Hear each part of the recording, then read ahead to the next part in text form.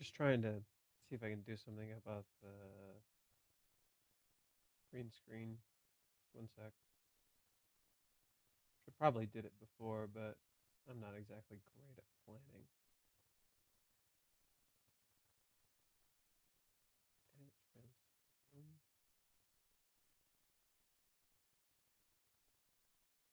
Nope, that's not it. In that case,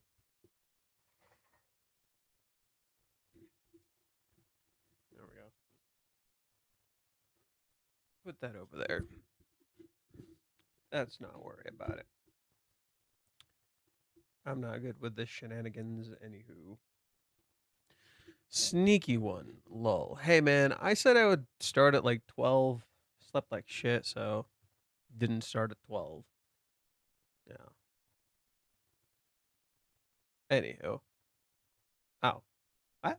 No audio. What do you mean? What the hell? It's catching the audio here. Okay.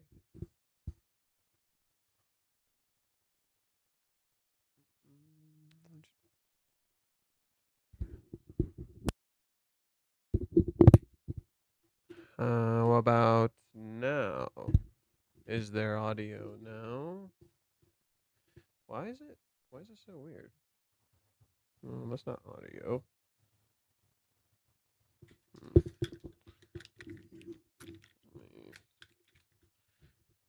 Listen to myself. How do I sound? How do I sound? How do I sound? It sounds okay here. I wonder what's going on.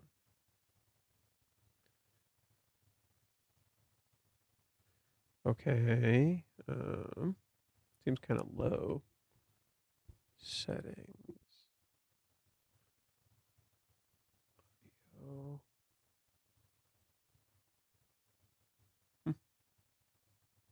Weird. Can you hear it now? Still? Nothing?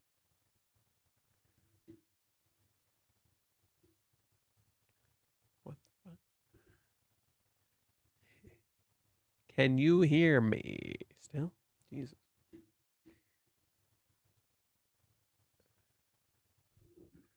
Okay. Seems present here. What's going on?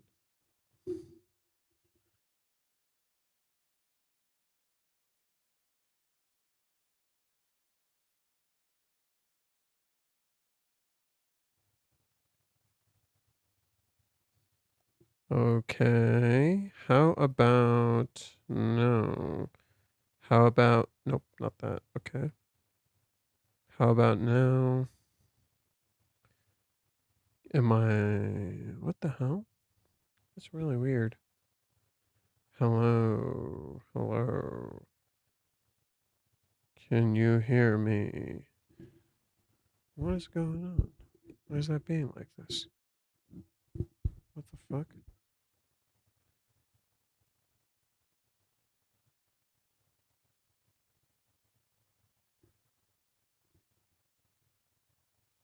What?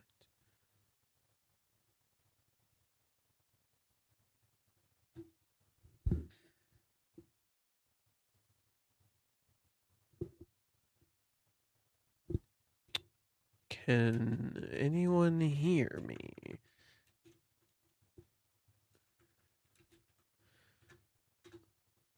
Here, I know.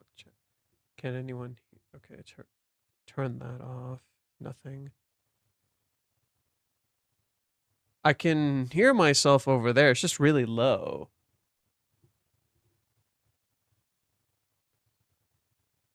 Yeah, it's like really low. There is audio. No, there is audio. It's just like super low. With yeah, there's audio.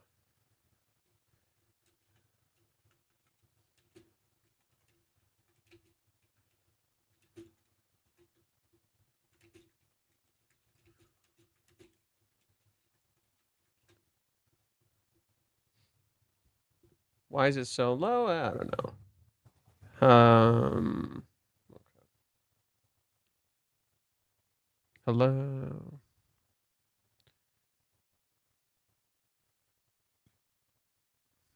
How about now? How do I sound?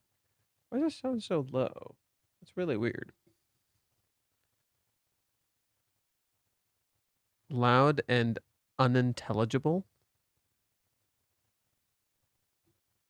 Huh.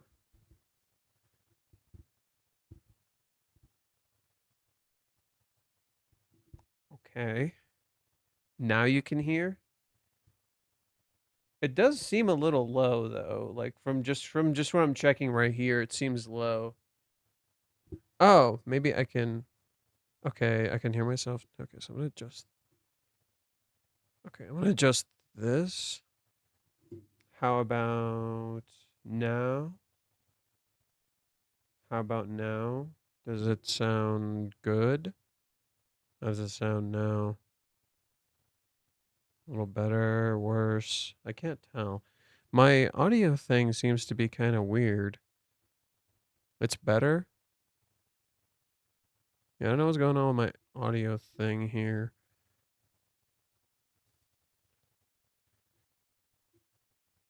Turn off all those lights, Jesus. There we go. Jesus Christ. Okay, so am I like actually hearable now? Let's see how I sound in the actual thing.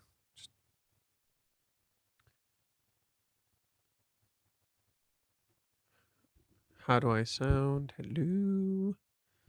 I'm just checking like my own stream, seeing what it sounds like.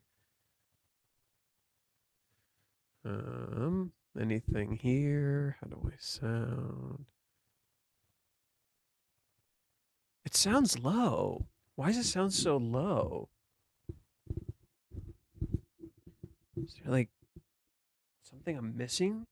Am I missing something? Why does the audio sound so darn low?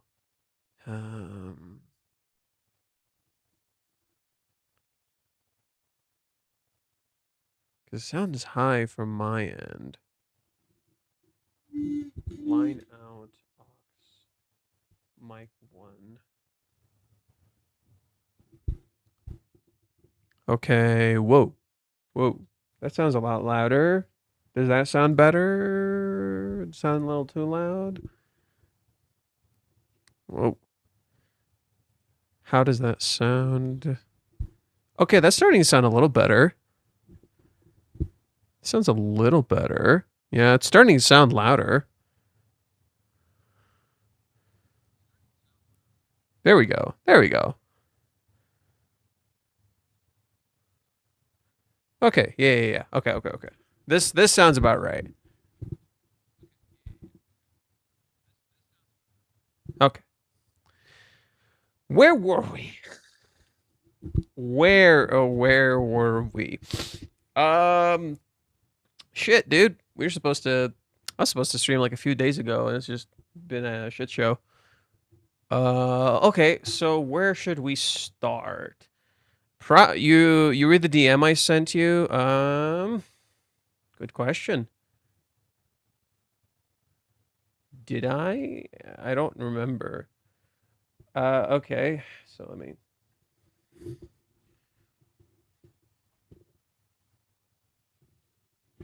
Okay, there we go. Just so people don't, read it. What's up, man? So I looked over the chapter. I noticed something very interesting on page 1. The page where Chizuru said Kazuya has done so much for her, and the last panel was the kiss at the taxi. And that one Kazuya had nothing to do except for telling her he'll wait. So would it be? So would it be there if it's more Chizuru's actions than Kazuya's? So I was talking to someone, and I said how I interpreted it. I think it was like right here. I was talking to no, not this person. But that became an entire fucking tangent. So I was talking to this person right here, and they said is T over here. They were saying maybe Chizuru is thinking back on the kiss here as a reminder that Kazuya is still doing her the favor of waiting for her, even though at this point Reiji could have just used that panel from earlier where Kazuya directly reaffirms that promise instead. So think about that for a second. Reiji doesn't show us the promise. Reiji specifically shows us the kiss. Why? Why does the Reiji specifically show us the kiss? There's a reason for that, right? Reiji is not the type of writer who just shows things for fucking nothing. The reason we saw the kiss has a few layers.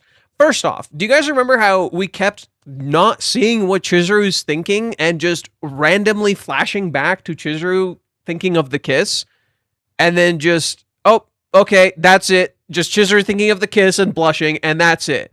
Suddenly, you get a page that's a literal descriptor of what the fuck has been going on. This page visually conveys that. These images that you're seeing are weight.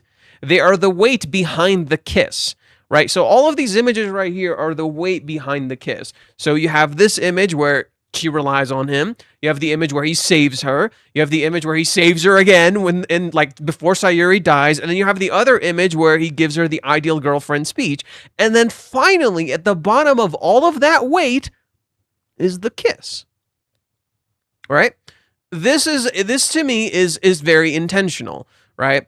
I said, this kiss is intentional. It reflects her desire to do it again, not just meet him again. Desire is key here, and we hadn't seen her think about the kiss in a while. This is context and weight to those flashes we kept seeing in the past chapters, all the emotions she feels from it, right? So these are all these emotions piling on top of each other, and they literally, visually give weight to the kiss.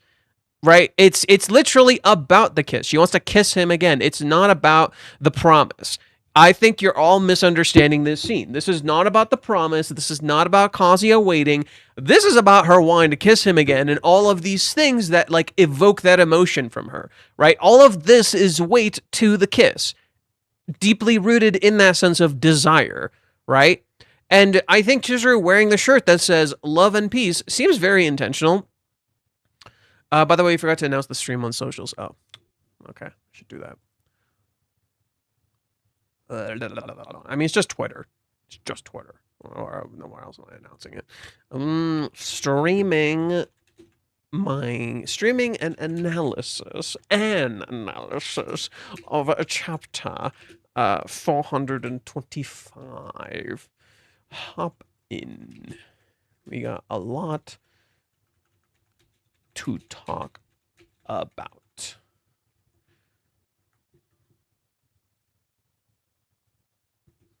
There are many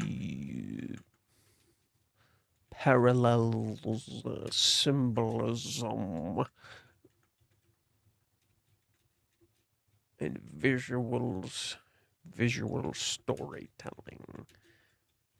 There's a lot, not many, there is a lot. We gotta write with proper English. There is a lot of parallels, symbolism, and visual storytelling.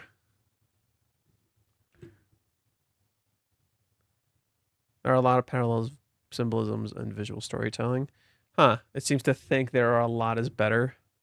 But then it literally says it's a problem. There is a lot of there. How about I guess toss this first? Maybe that'll make it happy.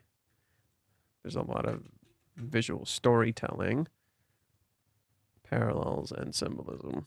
There we go.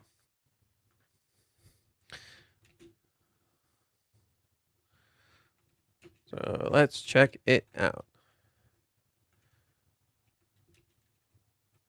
Now the parallels is an issue. Wait, that's a... What the fuck? It's supposed to be a thingamajig. There we go. There are a lot of parallels and some... There.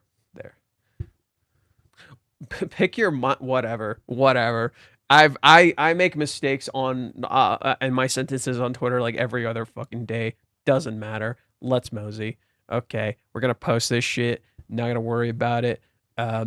Where is my crap? Here is my crap. Yeah.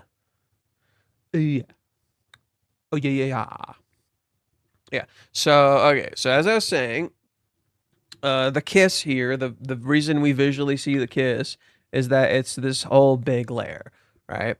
Johan, what do you think about what I wrote on Discord? It feels like a transitional chapter.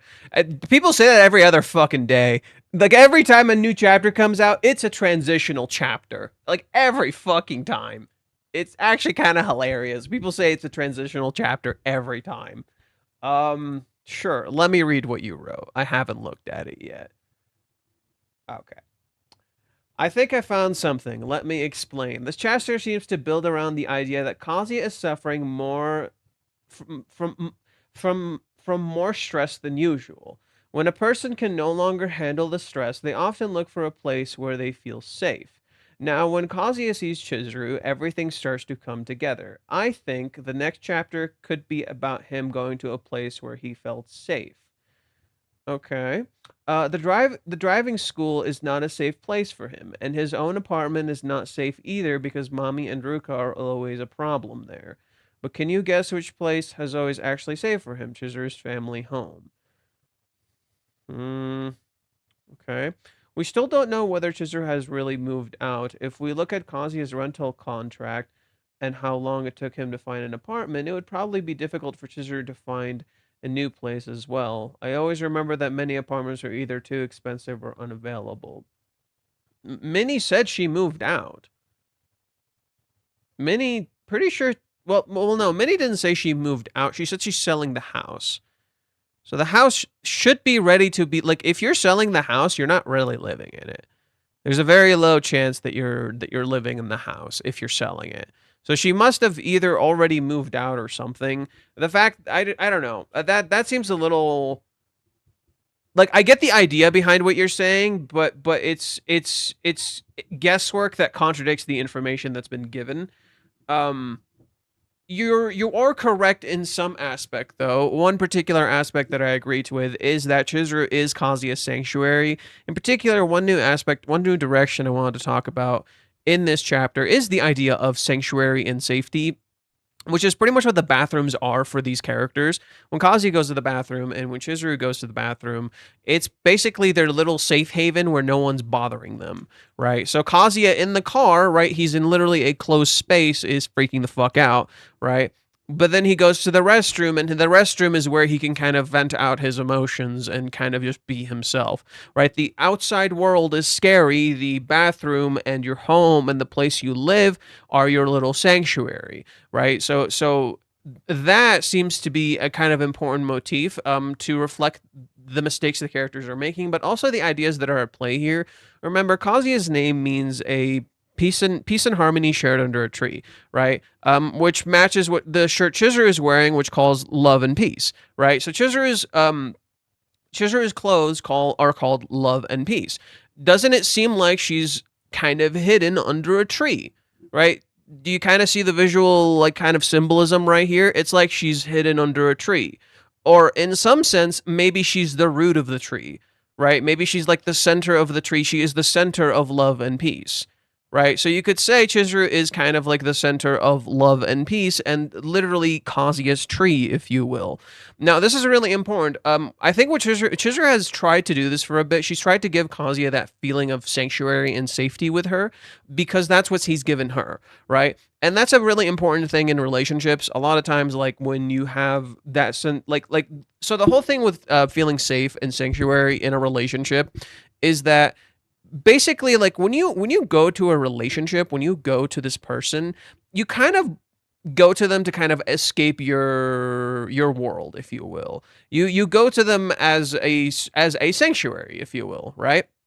They are your safe space. They are where you don't have to think about your world. They are where you have fun, you let go, and you can just kind of be yourself, right? They make you feel safe. Kazuya essentially does this for everyone, but no one seemingly does this for him, right? Minnie's like one of the only ones that seems like she does this for him. Mommy gives you the illusion that he's safe with her, but he's not safe with her. He feels very insecure with her. Chizuru was the one who gave him that sense of peace and safety, right? So this right here, in my opinion, this visual right here is a representation of love and peace, right? You need peace in love in order to relax. In that same way, when you feel that sense of peace and harmony and escapism from these problems, it naturally increases sexual desire because you have a whole lot more energy, right? It literally energizes you because you're not stressed out, right? So, in that sense, doesn't it look like here, visually speaking, that Chizuru is being protected under a tree, right? Visually speaking, doesn't it kind of look like Chizuru's being protected under a tree, right? She looks like she's under a tree, right? She's hidden under the tree. She's protected from the rain. In that same way, does she not also look like the tree, right? If you kind of look at it, she kind of makes the outline of a tree, if you will, or some sort of opening, right? And I think that's kind of intentional. It's like an inverted tree or an inverted thing. There's an element of desire here, so maybe it's I don't know, meant to look sexual in some way. I mean, it does look sexual. She's literally shaped like a heart, but I think there's that element here that's like at play here with the idea of love and peace, and how everybody is essentially in their, like, everybody gets to be escape their lives with Kazuya. You see this kind of in the dialogue and the characters themselves. Mami and Ruka are like great examples. The reason they're so infatuated with Kazuya is because he essentially acts as their escape. What does Ruka say every single time she's with Kazuya? Right? What does Ruka say every single time she is with Kazuya? There's a very intentional piece of dialogue that she says.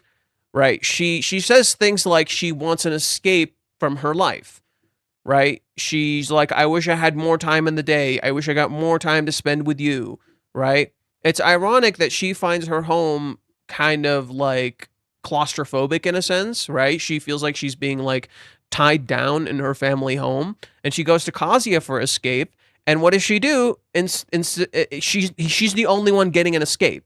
He's not getting an escape. He's getting trapped. She traps him while she gets an escape, right? It's kind of like the wrong way to handle a relationship. In that same way, as a parallel to that, Chizuru is basically under the impression that she's not Kazuya's escape, she is his burden, right? That's how she interprets herself. She's not his escape, she's his burden, he's her escape, right? Kazuya is her escape. That's why she says, I feel bad for being, like, I'm sorry for being excited, right? Ruka blocks Kazuya's escape, quite literally, right? So peace and love, the shirt that Chizuru is wearing, love and peace right here, it seems like a very intentional set of words that are being conveyed because you need peace in order to have love, right? You love and desire grow when you have a sense of peace, when you have a sanctuary. Now, the teaser for next time, I've said this a few times before, it's not simply sanctuary. It felt like holy ground you're not meant to touch. That's kind of how I read it. I could be wrong.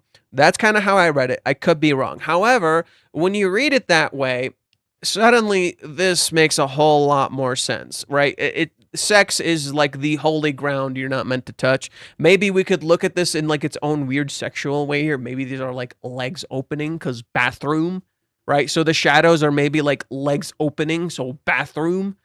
Get it? There's literally kind of a visual opening, if you will. So again, restroom. When you go to the restroom, there's like you open your legs. I don't know. That's kind of how I'm reading it. Like it kind of looks like an inversion, if you will, right? It looks like literally her legs are opening as she's sitting in the restroom. I think visually that matches well with this idea here with sex, right? And that tells me, like, when I hear this idea of forbidden ground, sanctuary, you're not supposed to be there, it makes me think of like a girl's panties, because that's the analogy or whatever the fuck you want to call it they do in anime that's really weird.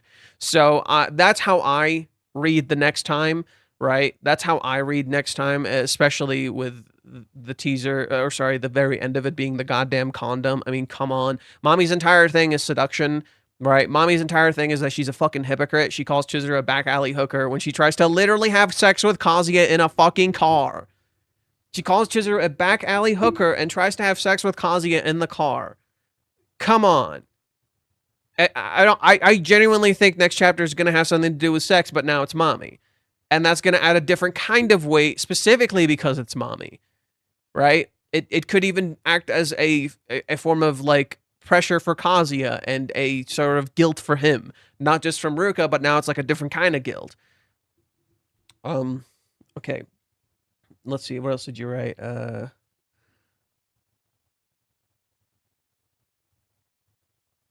Kazuya never said he wants to leave his place. This is an assumption. So you say Kazuya wants to leave the place where he no longer feels safe and go back to the place where he once felt safe. This could explain the meaning of the word refuge.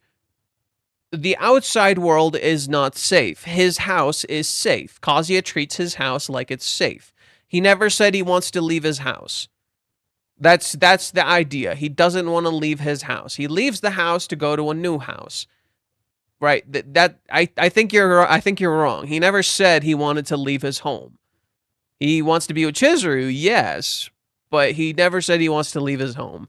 Ruka is making the home feel unsafe, absolutely, but that Kazuya never said that. He doesn't actually want to leave his house. He never said this. Kazuya is reaching his limit right now. It could also help Chizuru because she seems to think that she's not that special, but if Kazuya comes to her at his lowest point, what could that mean? It would mean that out of everyone everywhere, she's the person in the place where he feels safest. This would show Chizuru just how important she truly is to him. These are my thoughts on the word refuge and the way the chapter is structured around Kazuya and Chizuru. Kazuya can't take it anymore because he is under enormous stress. Yes, but that I don't think... I don't know. I don't think Kazuya has reached the point where he's under so much stress he can't fucking do it. He's getting there. He's getting there. But, right? He's getting there, but he's not there yet. I don't know. I do think, like, the Kazuya you know is gone, right? In a sense, like, he's literally starting to be reborn, maybe, because we've hit the midpoint, if you will. Let's see. What's this chapter trying to convey? To be honest, I'm still kind of figuring it out, but I think peace and love are central to this chapter. I think those are the key themes of this chapter: peace and love and peace, whatever.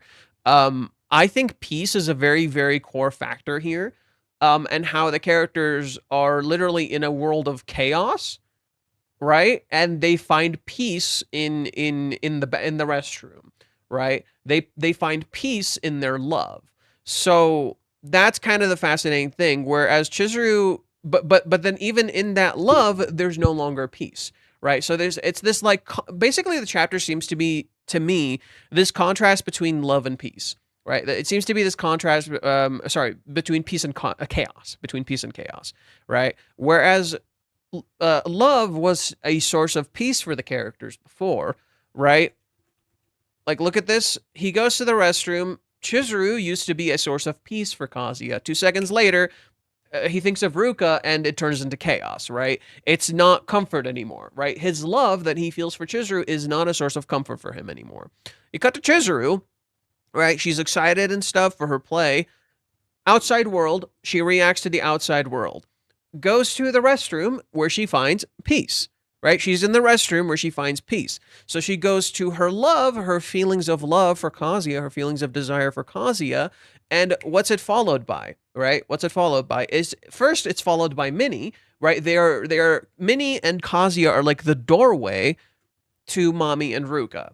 So literally her love transforms from a source of peace to literally a source of guilt, regret, and chaos, right?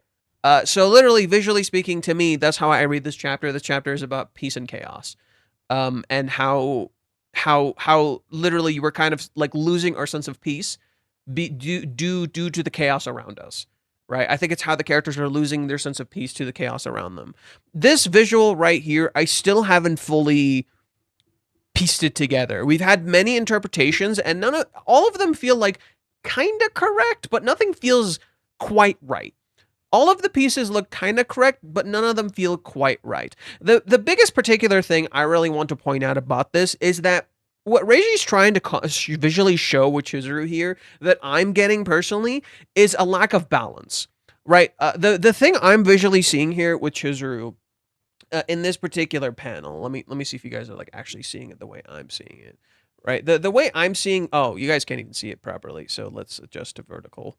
Right, so the thing I'm seeing with this particular panel, to me, the way I'm reading it, is there is an imbalance. It doesn't look balanced. It seems like it's balanced. It's not balanced. What do I mean? So, okay, this is where I show you something kind of interesting. Remember how I compared this to chapter 187 when Ruka pushed Chizuru into her own home and did all that bullshit, right? This is clearly a callback to that. This is not a subtle thing. This is a callback to that. Okay, that worked. Okay, so you guys remember this, right? You guys remember this, right? We remember this, right? We remember this shit. Okay, so after Ruka does this, right? She pushes Chizuru into her own home. She does the sex thing. We see Chizuru in her room. And what do you notice? Chizuru is sitting perfectly in the center of a perfect symmetrical chair. But she herself is not balanced. Right? What is going on here? She herself is not balanced. The chair is perfectly symmetrical. She is perfectly in the center of it. Right? She is literally in the center of love. She is sitting in a chair in the shape of a heart, and she is perfectly in the center of it. And she herself is not balanced. Right? She doesn't sit in a balanced way. She lifts her leg. Right? So she's imbalanced in a chair that's perfectly balanced. Okay? Her words, different size bubbles. Even her words are different size bubbles, right? This bubble reflects how this leg is up. This bubble is smaller because her leg is down. A perfectly symmetrical panel, and she herself is not symmetrical, right? In contrast, what's going on here? Something really similar. The bubbles are, again, not symmetrical, right? You'll notice that the bubbles are, again, not symmetrical. However, Chizuru is a little more balanced, right? Chizuru herself is kind of balanced. Everything around her is not balanced. It looks like it should be balanced. It's not balanced. Literally what I mean. The external world around Chizuru is not balanced. There is an imbalance in the external world of Chizuru. She herself is balanced, right? And this, again, like the tissues, the shadows not being perfectly symmetrical, I think that seems like an intentional thing, right? It seems like there is a balance between love and peace, but there isn't a balance, right? It's literally imbalanced. The picture is visually imbalanced. There's something wrong with this picture. Reiji intentionally draws this picture in an imbalanced way, but Chizuru herself is perfectly balanced, right? The toilet paper adds like an extra weight. The shadow is curved a little awkwardly. It's literally what I tried to do with the opening, with my thumbnail for this video. Like, for the thumbnail for this video, that's literally kind of what I tried to do, where I intentionally made it imbalanced, right? So, like, look at this thumbnail that I made.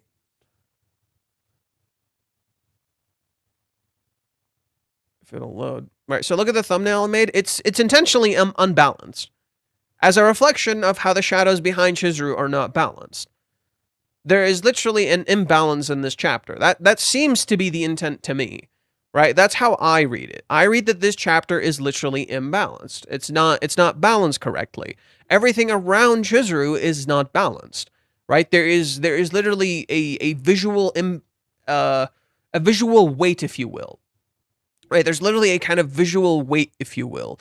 And I think that the toilet paper literally is kind of like that weight on Chizuru's shoulder, right? Her shoulders look balanced. They're not balanced, right? Her shoulders visually look balanced. They're not balanced. There's literally a weight on them.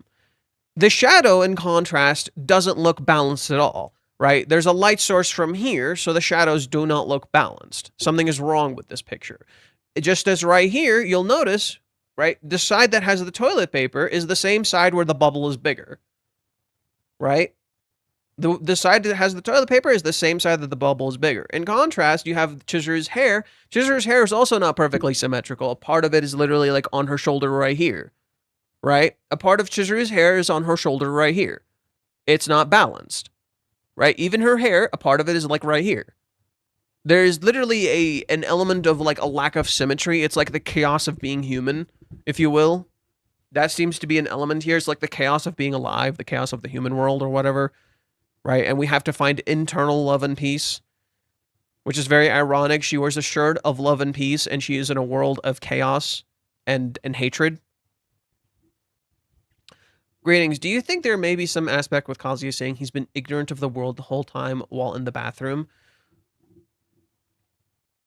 Interesting. I do have to reread this chapter very carefully. Okay, so the kids on Old Enough feel, right? So the kids on Old Enough. I bet you Jojo Maniacal is going to talk about that. So I'm going to save the Old Enough thing for later. When we read Jojo Maniacal's thing, he's probably going to talk about that. So I'll leave that part to him. I'll look into it after we read what he has to say. I've been ignorant of the world this whole time. Yeah, you have no idea, right? I think this line's important, right? Okay, perfectly timed. Perfectly timed. I've been ignorant of the world this whole time. As a parallel, right? Chizuru's world is literally imbalanced, right? She's ironically in some ways ignorant of the world in a way she doesn't realize, right? I think I think Kazuya saying I've been ignorant of the world this whole time while sitting in a dark bathroom, I think is visually important. It's literally Plato's cave.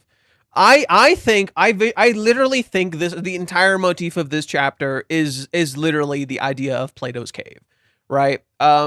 Literally it's that okay, who actually knows Plato's cave? Who actually knows what Plato's cave is? Basically, the idea in Plato's cave is this allegory where Plato is just here's this scenario. There's these people, they've lived their entire lives in this cave. They're chained to a wall. All they know, right? So when they hear the words people and they think of a person, they think it's the shadows that they see on the walls reflected in the light. That's what they think it is, right? They don't actually see the people. They see the shadows reflected on the wall. He's saying, what if you get someone, what if you take someone out of the cave and that person has this shock that the entire world that they understood is completely wrong, right? You take this person out of the cave and they realize the entire shock of everything they have ever understood was completely wrong, right? So they thought the shadows were people, then they see real people and they're like, what the fuck?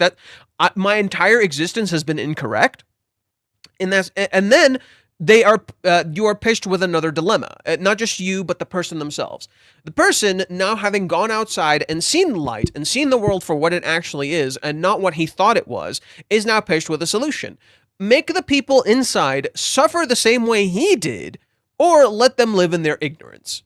And that is essentially Plato's cave and the dilemma of Plato's cave, right? Most people would probably say yeah, just take them out, just fucking show them the pain is good. You got to learn. And then some people might say, well, maybe the pain is too much and just let them live in their own ignorance, right?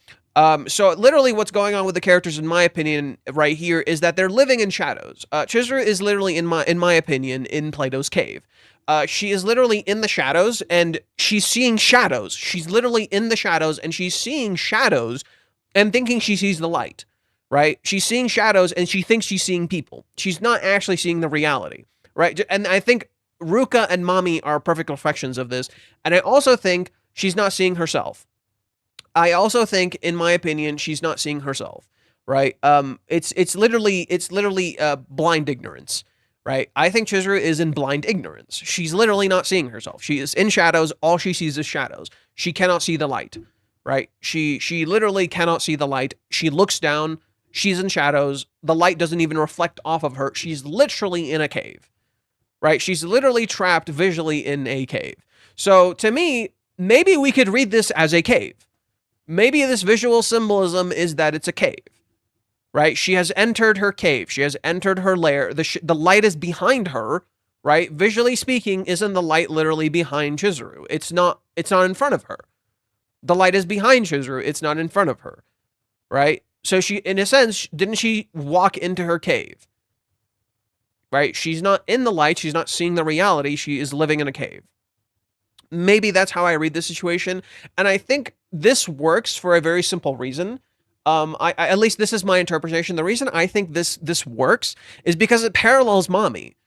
I think this visually parallels not only Mami and Ruka, right? It parallels Mami and Ruka. And that works for me because Mommy has literally says in her backstory, all she has ever known is darkness. Right? For 15 years, she lived in darkness. All she ever knew was darkness. And the moment she started to see the light, she started to believe she could get out. And what does she do? She willingly goes back into her cave. Right? All Mommy understands is darkness. She doesn't know what the light is like. She doesn't know how to look at light. This is visually conveyed in Mommy when Mommy is with Kazuya in the car. Right? This is visually conveyed when Mommy is with Kazuya in the car. Right? Let's go to that really quick. It's 416. Right? So when Mommy is with Kazuya in the car, what do you see? Shadows. Just nothing but shadows. Right? The only light just a little bit over here, and you don't see it. Both of them are in shadows, completely in the dark. Mommy tells Kazuya to close the door. And they close the door, and they're both in a cave of shadows. Right? In a sense, are they not in a cave of shadows? Okay. A light is on top of Mommy, she's not in light. A light is on the side of Kazuya, he's not in light. Most of it is shadows. They're not actually seeing the reality. The only time light is shown on Mommy's face, and yet she's covered in shadows.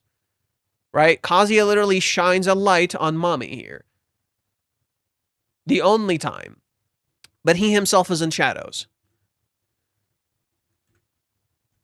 Now what happens? Do I still love you, Kazu-kun? Look at visually. What do you see here? Visually, what do you see here? The entire car is completely in shadows. There's not a light peeking through. There's not even a little bit of light peeking through. But look at the outside. It's completely white. The outside is completely white. The inside is completely dark. Right? Visually, is this not literally the cave? They are living in their own caves. They are living in their own ignorant caves. In contrast, we cut to Chizuru, and she appears to be in light. Appears to be. Key note. Right? Chizuru appears to be in light. But she's literally in her home with a false light. Right? She's in her home in a false light, and the home is empty. Right? There's not a shadow in sight.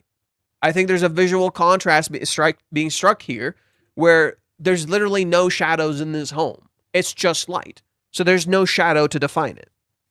In contrast, Chizuru is in a world of pure light, right? Literally, she's an actor. She is literally on the stage in a world of pure light. Her internal, in contrast, is completely dark. Her internal is completely in shadows. Her world is completely in light. It's literally a clashing motif, right? There's no balance. There's no balance between the light and the darkness. Her world is completely dark, right? Sorry, her internal world is completely dark. Her external world is completely light, right? It leaves Chizuru completely lost, right? Because she is in a world of light and she is the darkness, but she cannot see herself. I think that's such an interesting motif. There's this, like, literally the hard edges, if you will, right? Where very hard extremes, right? Because when we see Chizuru in her world, completely in light, right? All of this is just light. It's just beautiful. Look at how she glows. She's literally fucking glowing, right? Sparkle, sparkle. She's literally glowing. Then she enters the bathroom and it's completely dark. The light is the outside. The light is on the outside. So it shows like an internal ignorance from Chizuru. There's this internal ignorance from Chizuru where she's very, very ignorant of herself. She's ignorant of her internal world. But she is aware of her external world. Right? Chizuru is in sync with her external world. She's out of sync with her internal world. Okay? This creates a contrast with Kazuya. Kazuya is out of sync with his external world, right? He doesn't know what the fuck is going on. He's not ready for this. He's panicking. He's freaking the fuck out. We go to his internal world, right? We go to his internal world. Here, Kazuya seems to have like more voices, more stability, right? Even though he's panicking, there's a sense of awareness to it. When he thinks of Chizuru, like literally she's his anchor. But again, what do you see? Kazuya's internal world is completely light. This is really interesting. Now, are you starting to notice something here? When Kazuya is in the restroom, notice the background. Always completely white. His internal world is white. He himself is in shadows. That's really interesting, right? There is a weird contrast happening here. Kazuya is in an external world where he is completely out of sync, right? But his internal world is completely white and he's in shadows. That's weird. But Kazuya, the light is like kind of Kazuya's whole motif. Kazuya's entire motif is the light. So why is his internal world like that? That's weird. Right? You'd think he'd be in light as in his internal world, but he's not, right? So whereas Chizuru, when she goes to her internal world, there is a light there, but she herself is totally in shadow, right? When we go to Kazuya, the world is just white. His internal world is just white, but he himself is in shadow. That's really weird. So I think that what that's telling me, visually speaking, is that Chizuru is literally in darkness and she can't see the light. She doesn't know how to look up, right? She doesn't know how to look at the light, right? All she sees is shadows in her internal world. In Chizuru's internal world, all we visually see are shadows, right? You're literally seeing shadows. So all you visually see in Chizuru's world is the shadows. You don't actually see real things, right? You don't see real people here. You don't see real symmetry here. You don't see real stability here, right? There's nothing actually there. So literally all you see is shadows in Chizuru's world. In contrast, what you see in Kazuya's world is not shadows, but light. But it's just a pure light. The light has no definition. It's just a light, right? And I think that's really interesting, that there's literally no defining aspect to Kazuya's world. It's just a light. That's it. It's just a blank light, and he is the shadow in that light. In that sense, Kazuya's internal world reflects the extremism of Chizuru's existence, right? Chizuru is in shadow, her world is light. Kazuya here, in contrast, his internal world is completely light, and he's in shadows. He's literally out of sync with his internal world, right? His internal world is literally out of sync with him. He's out of sync with it. He doesn't know his internal world. He doesn't know himself and what he's thinking. He's literally out of sync with his own thoughts and body, right? I think that's what that's visually conveying to you. In contrast, Chizuru is in sync with her thoughts and body, but both her thoughts and her body are in shadows, right? Chizuru is in sync with herself. She's in sync with her external world, and she's in sync with her internal world. There's no out of syncness happening here. Right? With Chizuru, she's consistent, right? But she's ignorant of her internal. Kazuya, in contrast, is out of sync. Kazuya, in contrast, is out of sync with his internal world, right? He is not in sync with his internal world. It is completely different from how he actually feels. So naturally, he is depicted in shadow. Okay. So let's see. So I can sense the aspect of Chizuru being in shadow and ignorant of the world. No, Chizuru is ignorant of her internal world. Kazuya is ignorant of the external world, right? Kazuya is ignorant of the world around him. Chizuru is not ignorant of the world around her. She's ignorant of her internal world, right? She's ignorant of herself. In particular, her feelings. She's ignorant of her love and her guilt and everything that she's experiencing. These here, I think, are meant to be. These here, to me, I think Chizuru's shirt, to me, is meant to reflect what Chizuru desires, right? So this is what she wears on the surface. But what's actually on the inside is different. And I think that's visually conveyed to you in the straps, right? Do you remember how when Ruka came to Kazuya's house, right? She wore a white exterior And then the interior is a black swimsuit. Who remembers that, right? Ruka wore a black interior and a white exterior. Okay, let's pull that up.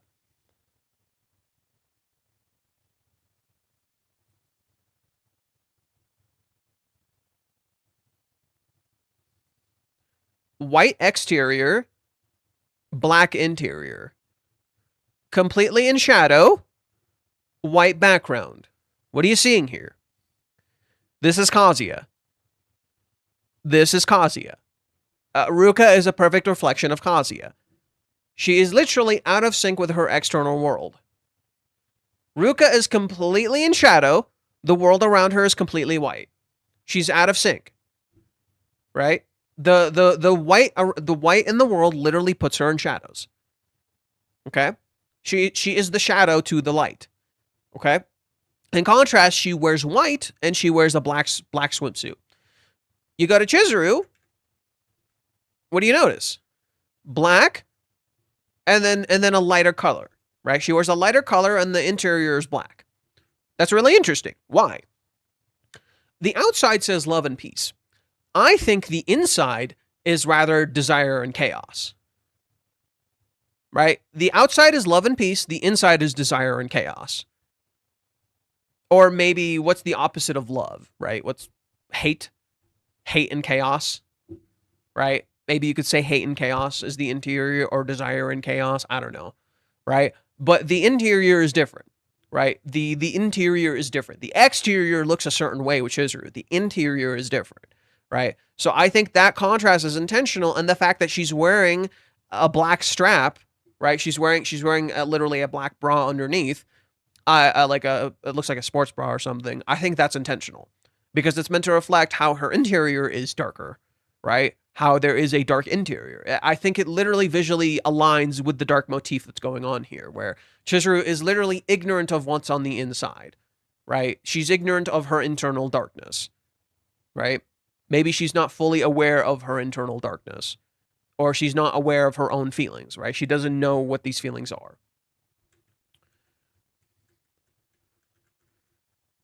Or maybe she is, maybe she knows, right? Maybe the internal darkness is like meant to be a nod to you, but she's aware, right? Maybe she knows what it is, right? Maybe she knows what it is. I think maybe it's the opposite. I think she's meant to parallel Ruka in inverse, whereas Ruka is very active, Chizuru is very inactive, right? They're literally opposites in that regard. Ruka is incredibly active and doesn't slow the fuck down.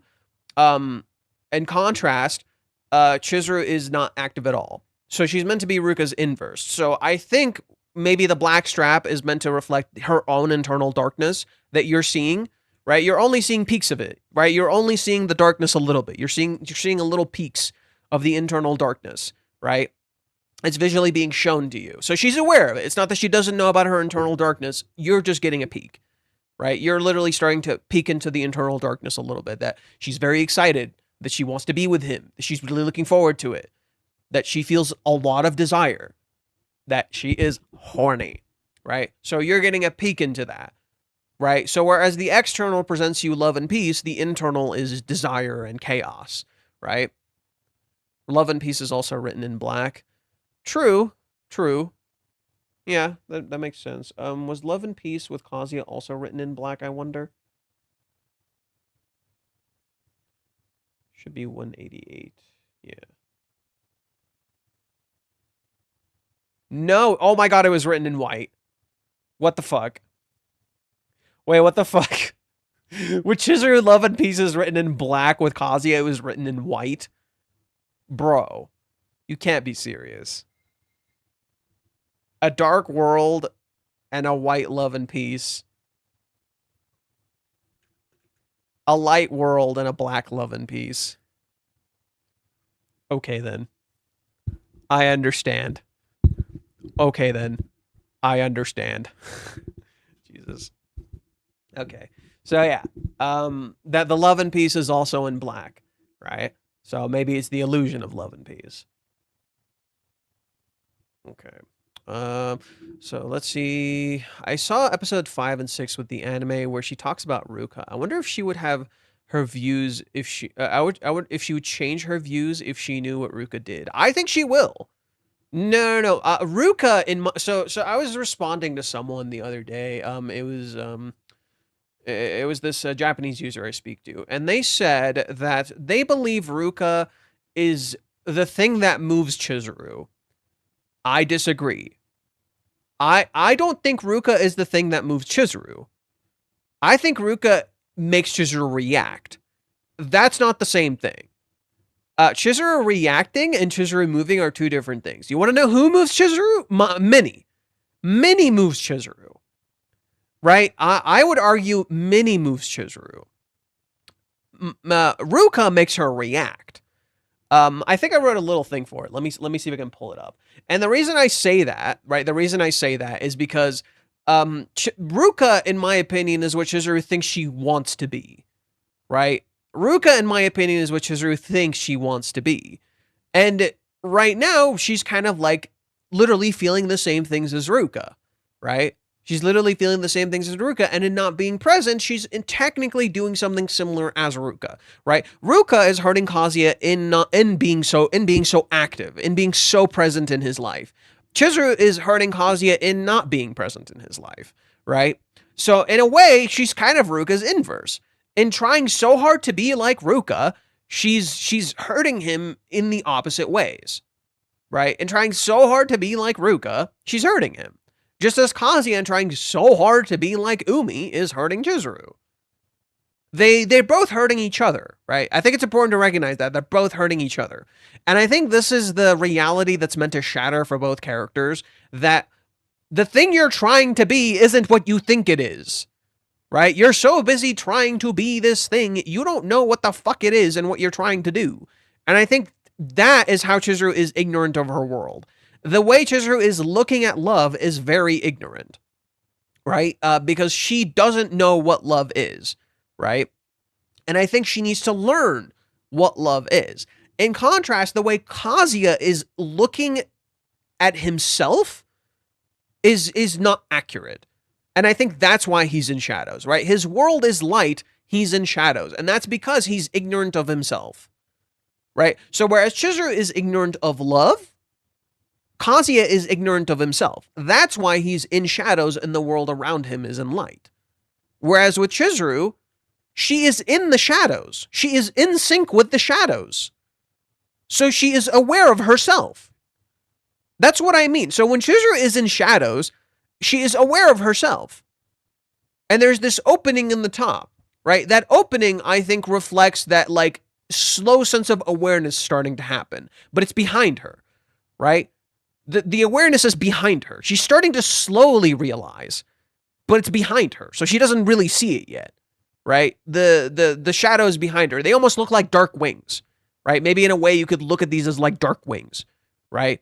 So she's literally not looking behind her.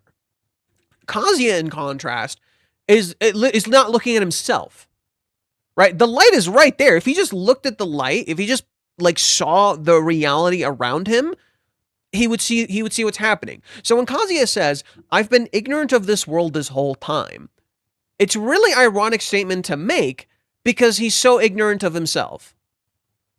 Right? It's a very ironic statement to make. I've been ignorant of this world this whole time when he's so ignorant of himself.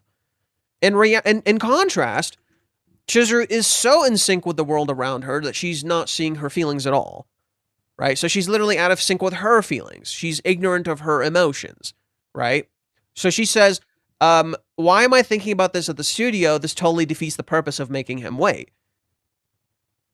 But making him wait already defeats the purpose, right? Why am I thinking about this at the studio? This totally defeats the purpose of making him wait. How? What do you mean? How does this defeat the purpose of making him wait? Because you're not working right now? Right? So she's literally ignorant of her feelings. So Chizuru needs to see what Ruka, Mami, and Minnie really are to break her views, to change them. But yes, to break her world, if you will. Kazuya, in contrast, I think needs to see who he is in order to break his views.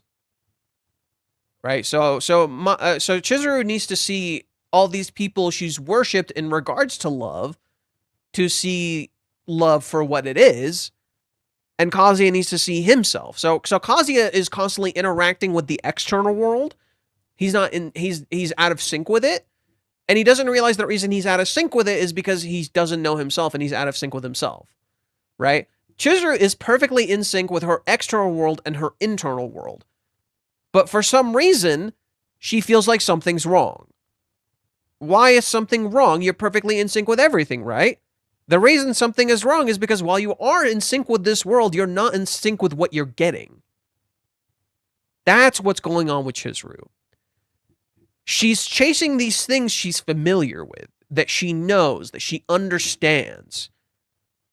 But she's not seeing what she actually wants, and how in chasing the thing that she's trying to do, she's defeating the purpose of that. So this is what I mean. Right here, I said, Chizuru is saying this totally defeats the purpose of making him wait. What she doesn't realize is she's, okay, your play, not having him there defeats the purpose. Right? You doing your play without him there defeats the purpose of the play. Because you want him to see it. You're ignorant of that. You want him to see the play, right? Did you tell him that? Didn't think so, right? So in that sense, this is what I mean. Chizuru is perfectly in sync with her world, right? She's perfectly in sync with her external world. She's not in sync with what she wants, and thus, even though she's in sync with her external world, her internal world is a mess. But she doesn't know it. Because she's not in sync with her feelings. Because she doesn't know what her feelings are. So even though she knows she's feeling these things, she denies them. Because she thinks it's wrong. She's been conditioned it's wrong. Maybe I'm not describing it well. I feel like I'm not describing it well. But I feel like that's kind of what we're doing here. It's like this element of imbalance. It goes by your logic. Kazuya's internal world is light. I think Mami and Ruka are more like the ones who are hurting her, even if they don't realize it. I mean, yes. I think Mami realizes it. Ruka doesn't. Mami absolutely realizes she hurt Chizuru. Ruka doesn't. Ruka truly is ignorant of her world. Ruka truly is ignorant of herself. Sorry, there we go. Right. She's not so much ignorant of the world as she is ignorant of herself, and thus ignorant of the world. Recognition from Chizuru that she played with the feelings of everyone involved, including Rukazi and Mami. Can we say that even Umi went through this with Chizuru and she feels guilty? So first off, Chizuru did not play with Mami and Ruka's feelings. They did that to themselves. With Kazuya, it's a little more complicated. She unintentionally did. Right? With Umi, no. Umi's the one who treated her like crap. Chizuru kind of made it clear she wasn't interested, and he's the one who kept clinging on. So no. Kazuya is the only weird one. I would say maybe she maybe unintentionally hurt Minnie. Or maybe intentionally hurt Minnie, right? Where she walled Minnie out. I think that's more of an accurate statement to make. But to say Chizuru played with Ruka, Mami, and even Umi's feelings is nonsense. She fucking didn't. Ruka knew from the fucking get-go. Chizuru liked Kazuya and Kazuya liked Chizuru. She knew from the fucking get-go. She knew what she was walking into.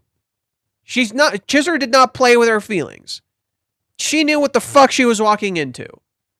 Mami tricked herself into thinking Chizuru's gaslighting her because of confirmation bias. Right? Mami was upset at Chizuru for selling her the things she wanted to hear. She did not play with Mami's feelings. Mami did that to herself. Right? Every single time.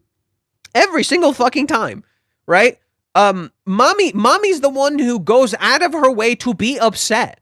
She did it to herself. Yeah, okay. Chizuru lied that they were dating. Why does Mommy care? She broke up with him. Chizuru told her, give it a shot. Actually try to talk to Kazuya. Mommy happens to go to Kazuya's place when Chizuru happened to be there. Chizuru didn't say, I'm not interested myself.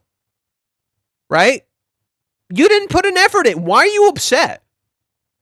Right? Why does mommy get to be upset? You didn't put an effort in. Chizuru did. Why are you mad at her? She told you to try. She didn't say I wouldn't. Right? She's not undermining you. You did that to yourself. Mommy is the underminer. She did it to herself. In contrast, Umi's the same fucking thing. Umi literally asked Chizuru out, right, under almost blackmail pretenses. She said she wasn't interested. She made it very clear she wasn't interested. He wanted her to say that she loved Kazuya. She wasn't sure. For some weird reason, even though she told him she's not interested in him, he was under the fucking impression that if he kept trying, she would give him a chance and she would date him and fall in love with him. Bro, I already told you I'm not interested. How is that on Chizuru? She didn't fucking play with his feelings. Right? How is that on Chizuru? She didn't fucking play with his feelings. He confessed to her in his stupid fucking party while she was grieving, and he knew that. She doesn't need to feel fucking guilty. He already knows she's not interested. Right? That's Umi's problem. I think Umi is trying to help her by pushing her to be with Kazuya by confessing his love to her. That's my guess. You're welcome to tell me if I'm wrong. If I'm wrong, fucking whatever, right? The reason I think this is because I think he's trying to help her by pushing her in the direction because he can already tell she likes him, right? He can already tell she likes him, so he's trying to help her by doing that. What he doesn't realize is he's unintentionally guilting her. The reason I say this is because that's literally Umi's thing.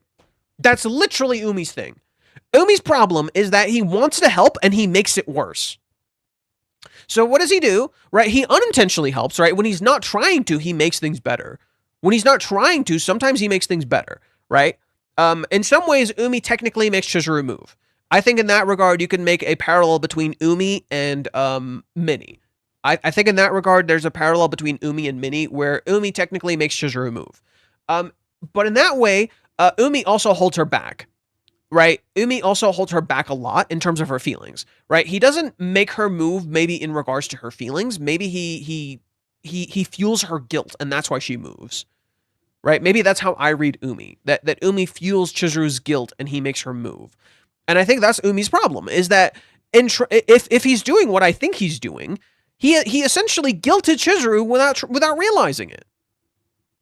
Right? He made her feel like crap and he fueled her guilt without realizing it. And I think if you look at it that way, it perfectly parallels Minnie, where Minnie is trying to get Chizuru to move, and not realizing she's playing directly into her guilt and making her feel horrible.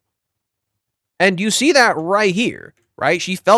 Right? Minnie-chan put it like that, but I don't blame her for being upset after what I did. See what I mean? So no.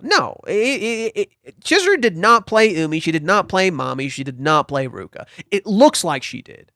It looks like she did. She didn't fucking play them. Kazuya is a little more complicated. I think with Kazuya, maybe she unintentionally strung him along.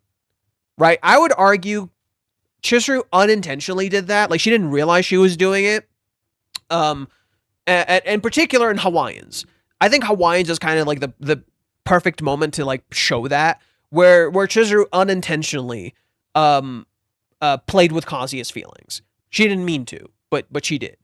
And ironically, Kazuya is doing that to her now. That I think that's the irony of what Kazuya is doing now is that he's doing to Chizuru what she accidentally did to him. And that's how he's learning more about her, where he's hurting her without realizing, just as she hurt him without realizing. She didn't realize she was hurting him. And I think that's what Kazuya is doing right now. Kazuya is guilting the shit out of Chizuru without realizing it. Right? He's conditioned her she's a bad person. Just as she unintentionally conditioned him, he's a bad person. Right? In particular in Hawaiians. Right? If you go back to Hawaiians, what did you notice a lot in Hawaiians? Kazuya apologizes to Chizuru a lot. Right? He apologizes to Chizuru a lot, and she tries to make him feel better about it. Right? Just as Kazuya makes Chizuru feel better about it. But it doesn't change the fact that they unintentionally did this. So Kazuya is literally learning what Chizuru was doing in being put in her position and doing the same thing to her. Right? They're literally learning by trial by fire. Minnie's hurting Chizuru as well. Minnie is unintentionally hurting Chizuru. Minnie is kind of like an inverted parallel to Ruka. Whereas Ruka is like doing something bad and hurting Chizuru, Minnie's trying to do something good and hurting Chizuru. See what I mean? Minnie thinks she's in the right. That's how Minnie's hurting Chizuru. Minnie thinks she's in the right. That's how she's hurting her. Ruka can sense she's doing something wrong, but she's being selfish. Right? She can sense she's doing something wrong, but she's doubling down on that selfishness. And she doesn't realize how selfish she's being. Minnie is kind of her inverse. Minnie thinks she's being really selfless. Minnie thinks she's doing this for Kazuya. Minnie thinks she's helping them out. Minnie thinks she's doing the right thing. And she's hurting her. Both are ignorance, just flipped ignorance, right? Minnie, like I said, Minnie is Ruka's inverse, right? Minnie is literally Ruka's inverse. They're flipped. So Minnie is unintentionally hurting Chizuru by trying to be so positive. Ruka is unintentionally hurting Chizuru and Kazuya in being so negative and selfish. Right? One's a spoiled child. One doesn't realize her privilege. Right? Or maybe she like knows she's kind of privileged and she just doesn't know what she's doing. I don't know. Minnie's positive, Ruka's negative. There we go. That's just it. They're doing the same thing. Minnie's positive, Ruka's negative. It loops back to being the same thing because they're both extremes. There we go. Let's see. So Chizuru needs to see... Okay, we already said this. You think also, while Chizuru wore love and peace, it also applies to Kazuya as he was stressing with driving and isn't in peace while he loves Chizuru. He feels lust also and self-deprecates himself. Yeah, no, they're parallels. They're literally parallels, right? They're inverted parallels, more particularly, right? They're inverted parallels. The reason I say inverted is because Kazuya's internal world is in light, Chizuru's internal world is darkness, but she's also in that darkness. She's aware of that darkness. Kazuya is the opposite. He's not aware of that darkness, but his world is light. So literally, they're inversions. So that's why there's a cover image with Minnie and Umi together, right? Could be. It could be. I think Umi has like interesting parallels with every single female character. He's basically all of the female characters, besides Chizuru, or even Chizuru technically, in one. He is an amalgamation of all of the female characters for Kazuya, right? He's the single dude who's an amalgamation of all of the female characters for Chizuru, including Chizuru herself. So Umi is kind of Umi looks like a thorn, just like Mommy, right? He looks like a schemer. He schemes just like Mommy. He's barely in the story as a parallel to Sumi, right? Just like Sumi, he's barely in the story, right? He is like Ruka because he is everything Kazuya wants to be, just as Ruka is everything Chizuru wants to be. He is like Minnie because every time he shows up, he actually moves things in a positive direction. And yet, just like Minnie, he might be unintentionally guilting Chizuru. And lastly, he is kind of like Chizuru too, where like Chizuru, Umi is an actor. So his appearances are deceiving, right? How he appears is deceiving. He looks a certain way, he may not be this way. You don't understand Umi just as in many ways you don't understand Chizuru. He's literally a walking mystery box. He is the mask keeper. He wears all these masks, all these different things, just as Chizuru wears all these different masks, right? Chizuru is literally an actor, so she literally wears a bunch of different masks. So Umi, in many ways, is literally all of the female characters amalgamated into one, and literally reflecting all of them and all of their flaws in his own unique way that makes him him. But he is literally all those female characters kind of bundled up into one. That's how I read Umi, right? So for instance, when Umi visits Chizuru's home, it's a direct parallel to Sumi. Sumi has a parallel with Minnie. So in that way, Umi did the same exact thing that Minnie did, where he was trying to support Chizuru in his own way. Just as Minnie supports Kazuya in her own way. Right? They're kind of both the same thing, right? Minnie's catching feelings for Kazuya as a direct parallel to how Umi admires Chizuru, just as Minnie admires Kazuya. That's weird. There's a direct parallel between Umi and Ruka during the movie arc, where Ruka is positive selfishness, at least as it's presented, and Umi is negative selfishness. There is a direct parallel between Umi and Mami during the Hawaiians, right? In the Tiger's Den, Umi takes a picture with Kazuya, right? And he's winking. And he's wearing black. In contrast, you have Mami taking a picture with Chizuru during the beach arc, right? During that special beach trip. And she shows it in Hawaiians in a trip, right? In a family-like trip that is taking place in the day, whereas Umi took place in the night. And she also winks when she's taking the picture with Chizuru. Doesn't that almost make Umi look like a paralleling skeeber, just like Mami? Except Umi is her inverse. Umi takes that picture with Kazuya in the night, and he's wearing black. Mami takes that picture with Chizuru in the day, and she was wearing white. Huh. They're literally inverse. Mami uses that picture to scheme and do something bad. Umi just takes a picture and does nothing with it. Huh. Do you see how Umi literally parallels all of the female characters? Right? His actions are in many ways informed by the extended female cast. Minnie never cared to deeply explore Chizuru's acting life, focusing only on the ship between Chizuru and Kazuya. She never tried to find out directly from Chizuru about Umi's interest in her. Strange. Well, Minnie never dug into literally anything. It's not just her acting life. She never dug into anything. Minnie is literally an ignorant observer, right? Minnie is literally an ignorant observer. She understands things from just what she knows, not the reality, right? So when Kazuya says, I'm ignorant of the world, he doesn't realize that, ironically, that fits Minnie quite well. Okay.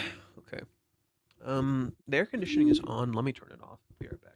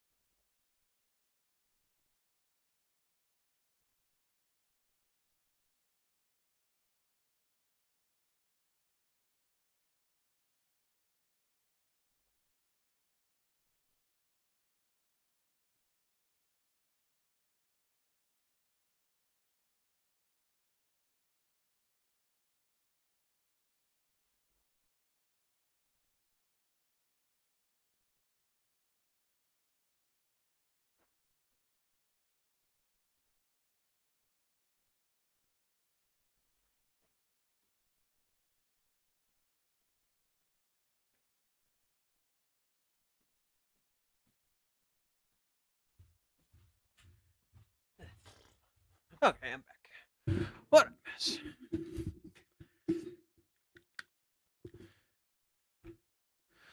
Okay.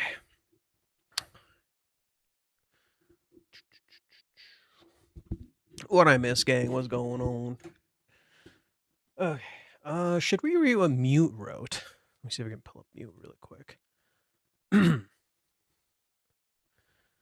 Mute.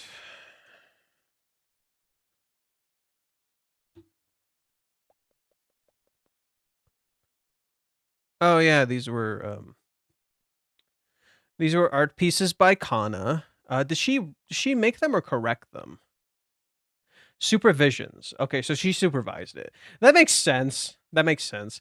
Yeah, these were so interesting when we were watching the anime because they didn't feel quite right. They felt so dramatic for Mommy's character. Like she's so much more emotional, right? When she's, I don't know.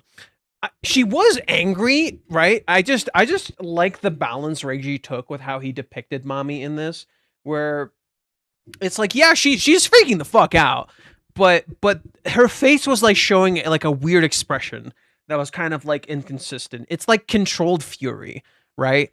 But here she's like literally visually losing control. She's freaking the fuck out, right? But to me, it felt more controlled in the manga, right? Which is ironic because she's literally out of control, right? Reiji does this really cool thing where he like keeps the character, he's like the character's actions are out of sync with how they appear. She appears perfectly in control. She's not in control. And I think that's kind of where the anime stumbles a little bit. They kind of play it really straight. The anime plays it really, really fucking straight. Where Mommy is literally just losing her shit. She's just so fucking livid. And that's kind of where I wish like the anime had that subtlety where Mommy's screaming at the top of her fucking lungs, but she looks somewhat in control, right? And only for that control to like shatter, right? I think that would have been interesting. Oh yeah, we're not using Grok. We're gonna translate with Google because translating normally fucking sucks. Let's see. Let's read chat a little bit. Chizuru needs Kazuya's light and Kazuya needs Chizuru's darkness. Yeah, I already said this. First time in chat. Hello, welcome. Farmin PH Marine Ho 6833. First time in chat. Happy to see fellas who agree Winter Girlfriend is not an already piece of media, but I think it probably wouldn't work as a light novel, at least until it is finished. I think Rent a Girlfriend would not work as a light novel. It literally couldn't. It literally would fucking not. I don't think so. You know why? There's a lot, and I mean a lot of visual storytelling. Reiji Mijime, the author of the manga, we've read this in past streams. He literally said in interviews, like when he was asked, which do you prioritize more, the story or the visuals? And he's like, both. You can't have one without the other. Manga is a visual medium. So there's actually a lot, and I mean a lot of visual storytelling. We were literally just talking about it, right? You probably just walked in. But we were talking a lot about it in the earlier parts of the stream. There's a lot of visual storytelling that's like you can't convey that in a novel. This is not a novel. It is not written like a novel. It cannot function as a novel, right? It's like trying to make a it's the same issue where people try to take a video game and they try to make it into a movie or a show. It doesn't always work, right? You can't play it straight. You have to adapt to the medium. It's just not gonna fucking work. And there are certain things that can't be adapted. You know, like I think Nier Automata is one of those. Where Nier Automata, when they made the anime, I vividly recall they like changed a lot of shit. And how they adapted Nier Automata, because there's this aspects of the game that's designed for you to experience it in game choices. It literally would not work, so they literally rewrote the story, which is just really smart, right? It was just a really good fucking idea. Just rewrite the story. It doesn't fucking work. That's why I like the Resident Evil movie, where the Resident Evil movie that's going to come out soon, what it's doing is that it's not just playing the games. It's not literally just being in the games. It's its own thing set in the same universe with its own character that does things that would remind you of the games, like missing his fucking shots like an idiot because he doesn't know how to use a gun. And I'm like, that's so fitting, right? So that's what I mean. It's like it just wouldn't work as a novel. It seems like it could. I don't think it could. I genuinely don't think so. It's not written to be a novel, so it's not going to work as a novel. Let's see. Do you here in this chat agree with me that Minnie never explores that Umi subject with Chizuru? Well, why do we need to agree? She literally didn't. Minnie doesn't explore anything about Chizuru. That's the thing. Minnie doesn't explore anything about Chizuru besides Kazuya.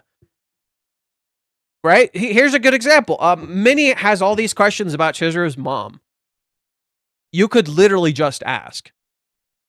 But she's so sure it's a touchy subject, she doesn't. like it's not just Umi. Right? Minnie's literally wrong about, Chizuru's dad, not her mom. Chizuru's dad. Chizuru's issue is her mom. Minnie is so certain it's her dad.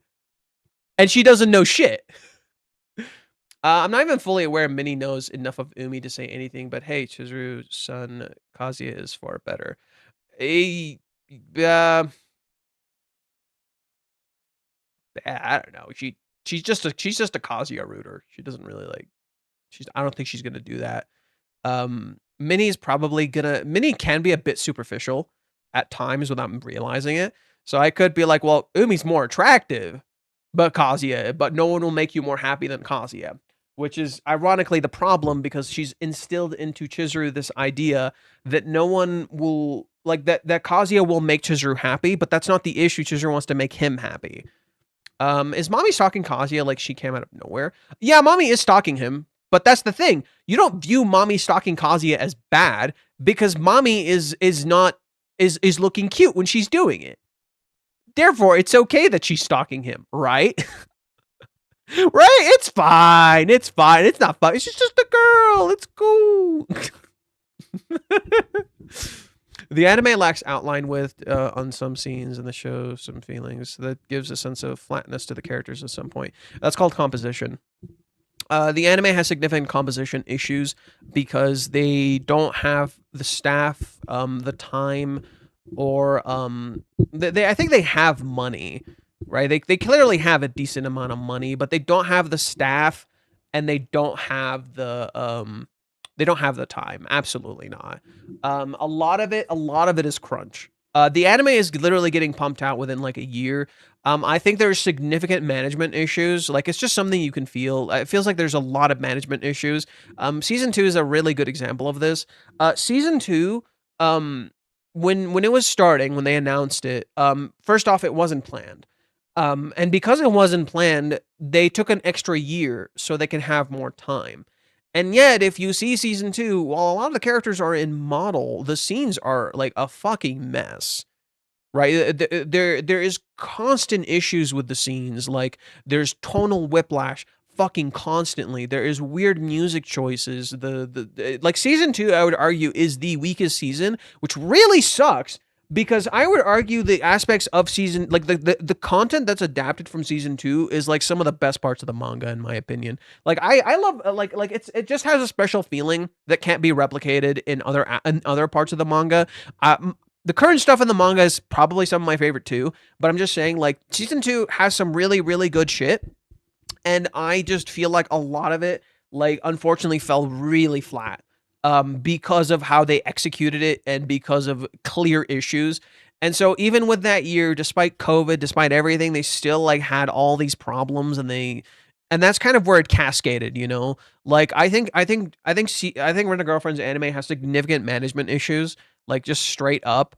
And they don't have a proper like structure and a balance of workers to make it work as well. So it's just sad. It's like it just has a lot of problems, and I do think like you can feel the passion from the people who worked on it. Absolutely, there's clearly a sense of passion from the anime, and that's why I can forgive it a lot of the times. I'm really forgiving of the anime. Like they fuck up things, and I'll call it out, but I'm quite forgiving of the anime because I can feel the passion behind it. And Reiji defends it a lot too, so that's one of the other reasons I'm like pretty chill with it. It's like, okay, if the creator's like chill with it and he defends it a lot and he likes to say it's like the best anime ever, I'm chill with it. I think it's like a solid 7 out of 10. Like it's a 7 out of 10 anime. It's pretty fucking decent. The voice acting and yeah, mostly the voice acting and some of the visual direction is like the stuff that really clicks for me. The openings are fantastic. Some of the music choices are interesting. I'm not a huge fan of the music choices, but sometimes they work. But yeah, I think the anime is just like solid 7 out of 10, right, in my opinion.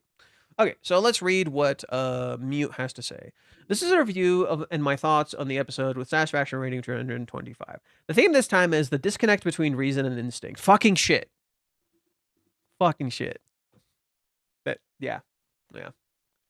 The reason, yeah, I mean, isn't that literally kind of what I was saying, right? Right? Isn't that literally what I was saying? Let's see how it's. Let's see what it reads in Deep L. Yeah. So literally, he caught that it was disconnect. Disconnect seems to be a thing here too. Disparity between reason and instinct. Okay, it's consistent. Right. So discrepancy.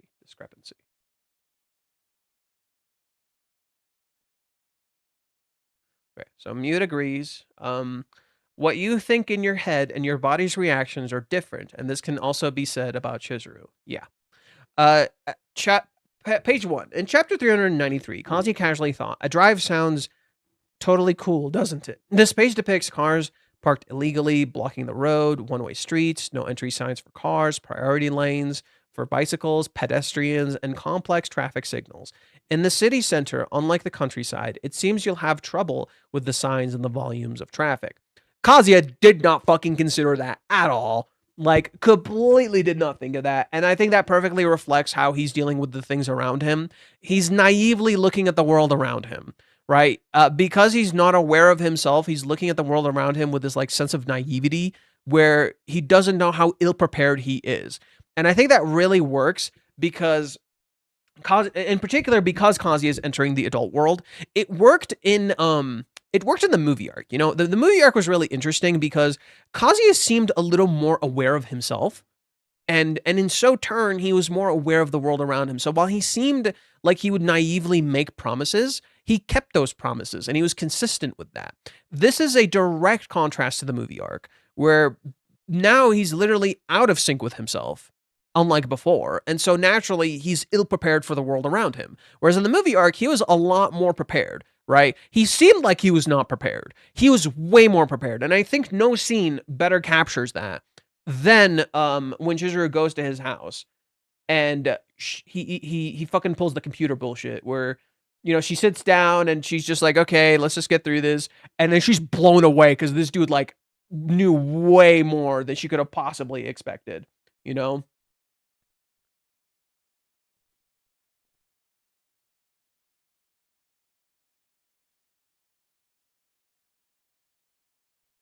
Is it episode 107? I think so. Yeah, right here. So Chizuru goes to his place, which, by the way, this is a direct callback, right? This is a direct, oh, sorry, not a direct callback. The chapter 240, which is going to get adapted in the next anime episode, is a direct callback to this. Chizuru goes into Kazuya's place, right? She says, don't get the wrong idea. She's kind of underestimating him. We're not flirting here, okay? Right? She's setting the tone. I get it. I see that topic. Right? She wants to focus on the thing. She thinks Kazuya is like not prepared. She's like not expecting a whole lot, and then boom, she's like, "What the fuck? He's holy shit!" Like this is where Chizuru realized she like underestimated him. She's like, "Oh, what the fuck?" Right?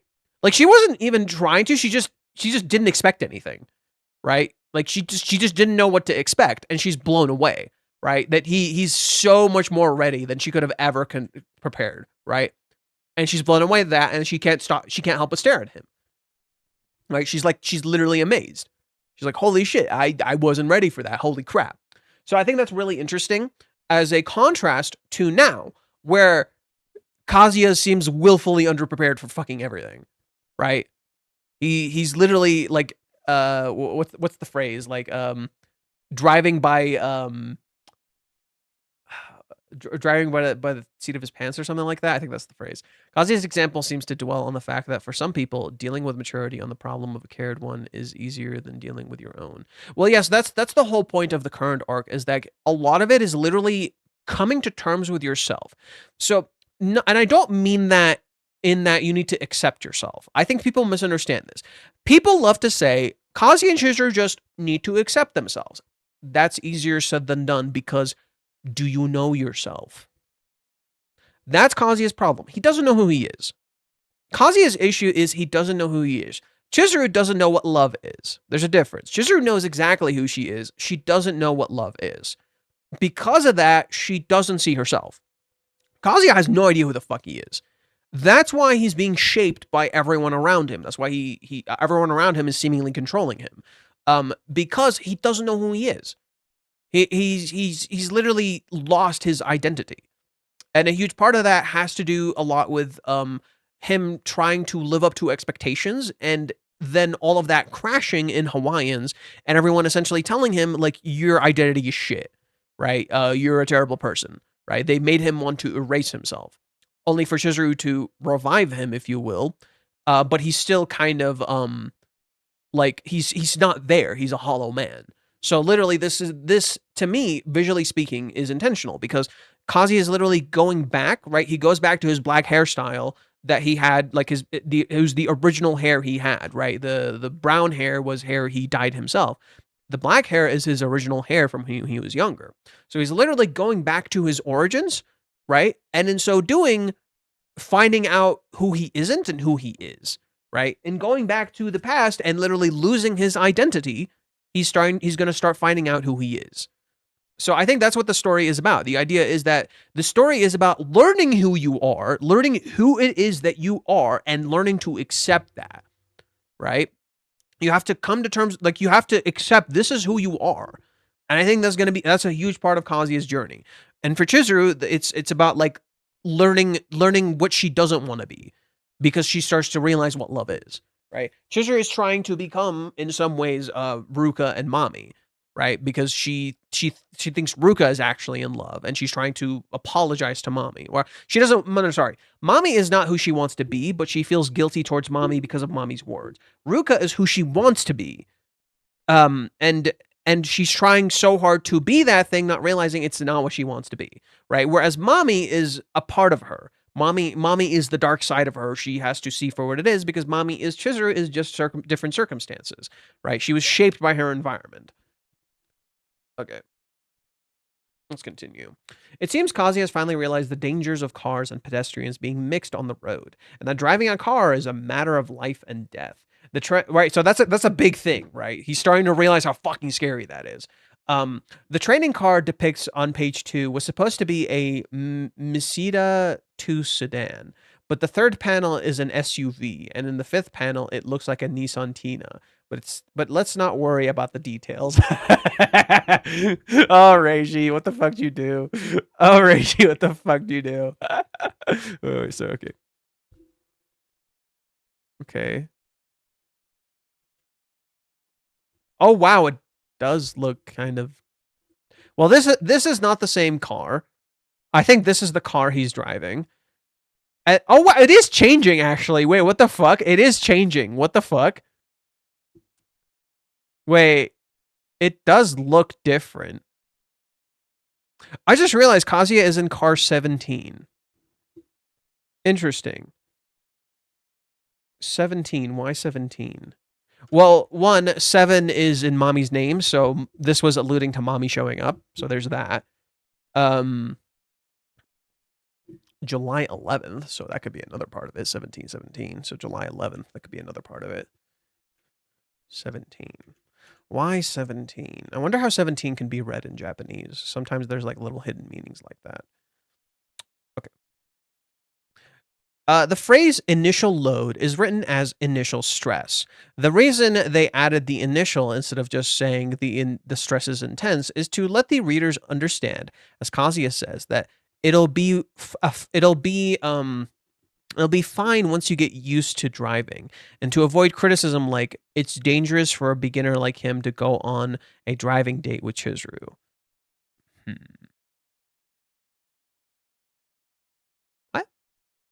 I don't get this.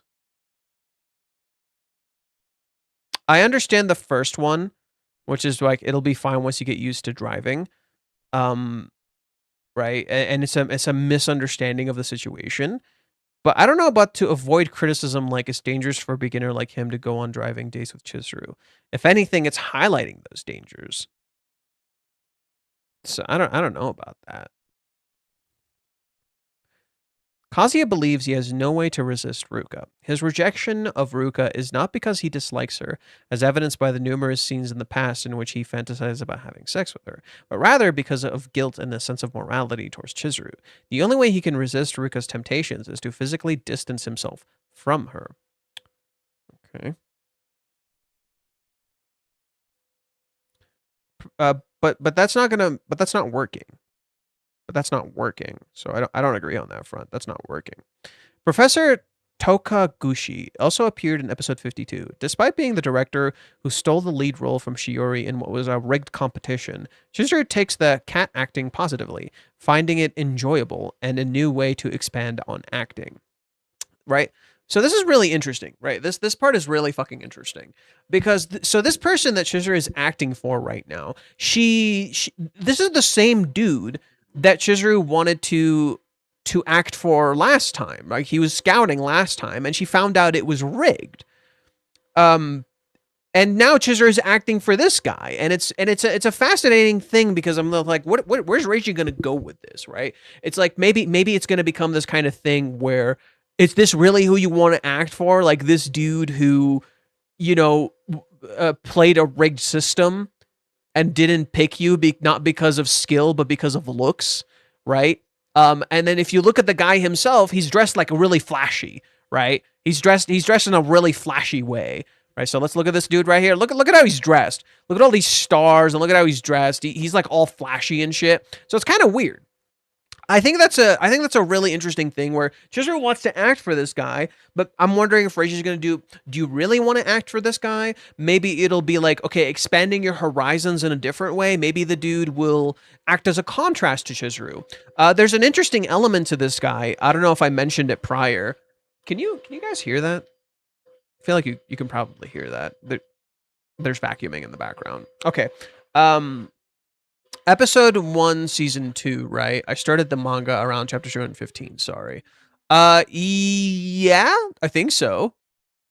Yeah, I think, well, he's in episode 52. So it would probably be episode 1. Yeah, I think it's episode 1 in season 2. Yeah. It's the same dude. So what this guy is interesting about him, in particular for me, the thing I noticed is the mole. What are you talking about? He literally has a mole on his nose. Why is this relevant? Why, you're probably like, what the fuck? Do you guys remember the chapter 318, where Chizuru had a mole on her inner thigh? Chizuru's mole is hidden. It's not immediately visible, right? Her flaw is not immediately visible, right? On her body. This dude, his flaw is literally on his face. Right? His flaw is literally on his face. It's the first thing you see. You literally can't unsee it. His flaw is literally on his face. So I think that's going to be a really interesting contrast between Chizuru and this guy. I think this guy is going to be important for Chizuru's character. How? I'm not sure. I think this is going to be an interesting exploration for Chizuru as a contrast to Chizuru, right? That this guy is maybe more like her than she realizes, but maybe also quite different from Chizuru, right?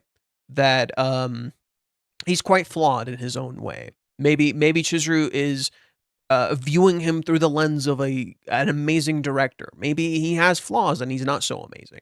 There's going to be some interesting stuff that's going to be explored here, right? Bootleg JoJo outfit. That's a fucking Etsy outfit right here, bro. Fucking what is it? Timo JoJo. Timo fucking JoJo. That's what this shit is. Timo fucking JoJo outfit, which is really interesting because I remember in chapter 52, Shiori was talking to him. And I think she told him something along the lines of, you look old or something. Let's see what she says. It's right here. No way, Mr. Takaguchi. You look like an old man, while I am an old man. So it could be something like Nagomi, where he's insecure about being old, so he literally tries to look young.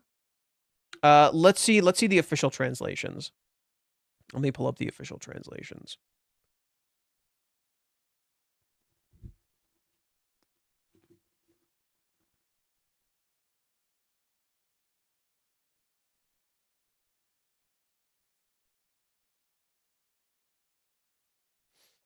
This would be...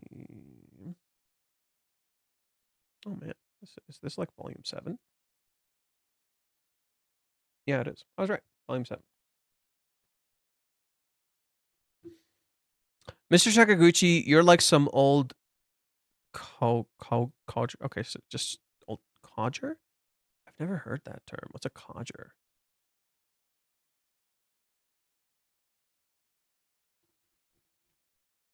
Codger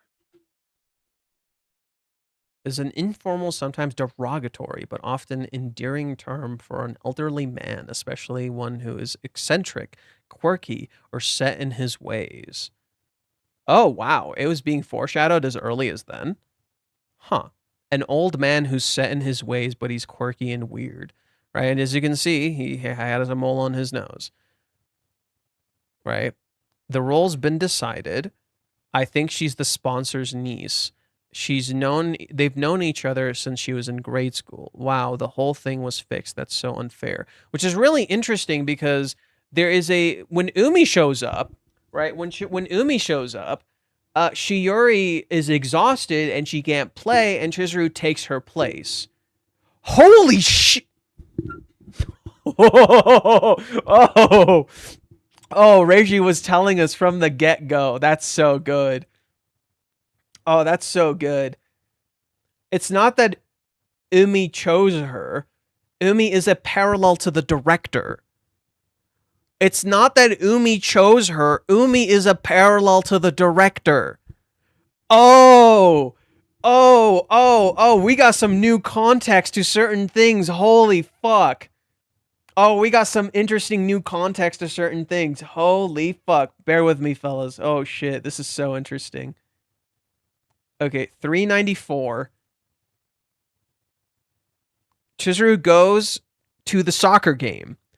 What happens? Umi's playing with Shiori, and he passes the ball to her, and she kicks and scores. Okay, now go back. What did we see in chapter 352? Umi helped Shiori through everything, right? And she got that role because she was the niece, right? She's privileged. She's a little privileged girl. This invitation is a direct parallel to what? This entire invitation is a direct parallel to what? That play. Why? Because every single person that's here is from that play. Every single person that's here is from that play. This is a direct callback to that because the play, Umi got her into the play, right? That play, the old one, not this one, not the current one, right? And so what happens here? Shiori is out of energy, and Chizuru takes her place. Now, what happened in the story? How did Chizuru get her current role in the play? Someone couldn't do it, and Chizuru got called in for an emergency role. Most likely Shiori. Right? Most likely Shiori couldn't handle it. Right? Shiori was probably in that role, and she couldn't handle it. So what happened? Chizuru took over. Interesting. That's... Ooh... Yo, what the fuck? It's literally like rewriting history. It's literally as if we're rewriting history. Right? Because what happens right here? Shiori's tuckered out. She's at her limit. Chi-chan, take my place. And what happens? Chizuru can handle it like a fucking pro. How interesting. And what's interesting about this is that, do you guys remember what happened here? Chizuru went to Umi willingly. Umi didn't invite her. She went to him willingly and then rejected him. Almost like this is foreshadowing. Chizuru willingly went to this play and might ultimately reject this role. That's okay. Did this date like indirectly tell us everything? What the fuck? Did this date like indirectly tell us everything? What the fuck? Just as Umi was rejected, so might this director be rejected. Right? Maybe Chizuru won't like what this director is trying to do because she doesn't know how the play is going to turn out. What if this director that she looked up to turns out to be this thing she is not what she wanted? As a direct parallel to how Ruka is this thing that she looked up to and it's not the thing that she wanted. As a direct parallel to how she idolizes Sayuri, only to realize maybe Sayuri was flawed too. Maybe I don't want to be like Sayuri because Sayuri gave up acting. In that same way, there's the flip picture. The flip picture is Mommy, Chizuru's mom, and what would the last one be? Right? What would the last one be? Mommy, Chizuru's mom. We'll just stop there. Maybe there's another one that I'm not thinking of. Mommy is the thing Chizuru doesn't want to be. Right? Mommy is a cruel woman. Chizuru doesn't want to be like Mommy. In that same way, Chizuru doesn't want to be like her mom. Right? She doesn't want to be like her mom. Except, like I've said before, Mommy is a person trapped in her circumstances. She was conditioned and raised this way. She's not like this by design, right? She wasn't just made into this, right? She was literally into she was literally molded into this, right? She wasn't just born like this. Right? And she's not inherently a bad person, right? You would think Mommy's a bad person. I think Mommy's just a flawed person who doesn't know how to change, right? In that same way, Chizuru's mom is also a flawed person who doesn't know how to change. So, okay, we're not going to get into this again, but like that's what I'm saying is like Chizuru is misunderstanding the positives and the negatives of she idolizes people and she demonizes others, and they're not like that. Both of them are not like that, right? Both of them have their virtues and their shortcomings. So, yeah, holy shit, I just pieced that together. That's fucking crazy. Right? And then when we see Umi, he's literally wearing a tracksuit. Right? When we see Umi, he's literally wearing a tracksuit. As a parallel to how the director looks to be wearing some sort of suit that's super flashy. He's literally all about appearances. Huh. That's okay. There's some interesting parallels happening here. Weird. Yo, everything's like, whoa, it's so cool how everything's like indirectly connected. Okay, let's see. Umi's involved in this situation. Interesting. No, he's not involved. It's indirect. Dude, what is with you people? You're like reading this wrong. Everything in this story is saying Umi has an indirect influence. He's not literally directly involved. Everything looks like Umi has a direct involvement, and yet he's literally miles away from Chizuru. Chizuru never mentions the play, never thanks him for the play, never says anything regarding the play. Almost like Umi has no fucking clue. Except, what did Umi do? Umi is the one who got Chizuru in the play that this director saw, that Shiori happened to be in. Shiori got picked because she was connected to this dude in some way, shape, or form, and that's why she was picked. It was rigged. Now, Chizuru comes back to that time, literally goes back to that original play and gets picked. Actually gets picked for the right reasons now because someone couldn't handle it. In this case, possibly Shiori. That's really interesting, right? As a contrast, because, okay, you're finally getting what you want. Is it actually what you want? Right? Because now Chizuru is getting to do this play that she always wanted to do, but Chizuru wanted to do the play because she wanted to show her grandmother. She just loves acting, right? So Chizuru has two motivations here. One, she wanted to show her grandmother the play. Two, she just loves acting. Okay. Sayuri's gone. So Chizuru must want to show the play to Kazuya now, right? But how will this impact how she interacts with acting? Right? So that'd be really interesting. I think it's wrong. Shiori isn't related to the director, but the sponsor of the production of the play. I just said she's connected to him somehow. or connect. She has some sort of connection to this dude, and that is why he picked her.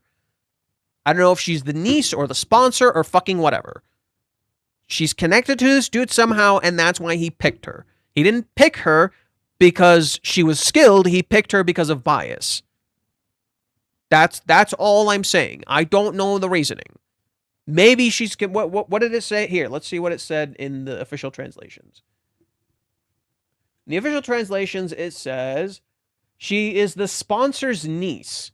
She's known each other since she was in grade school.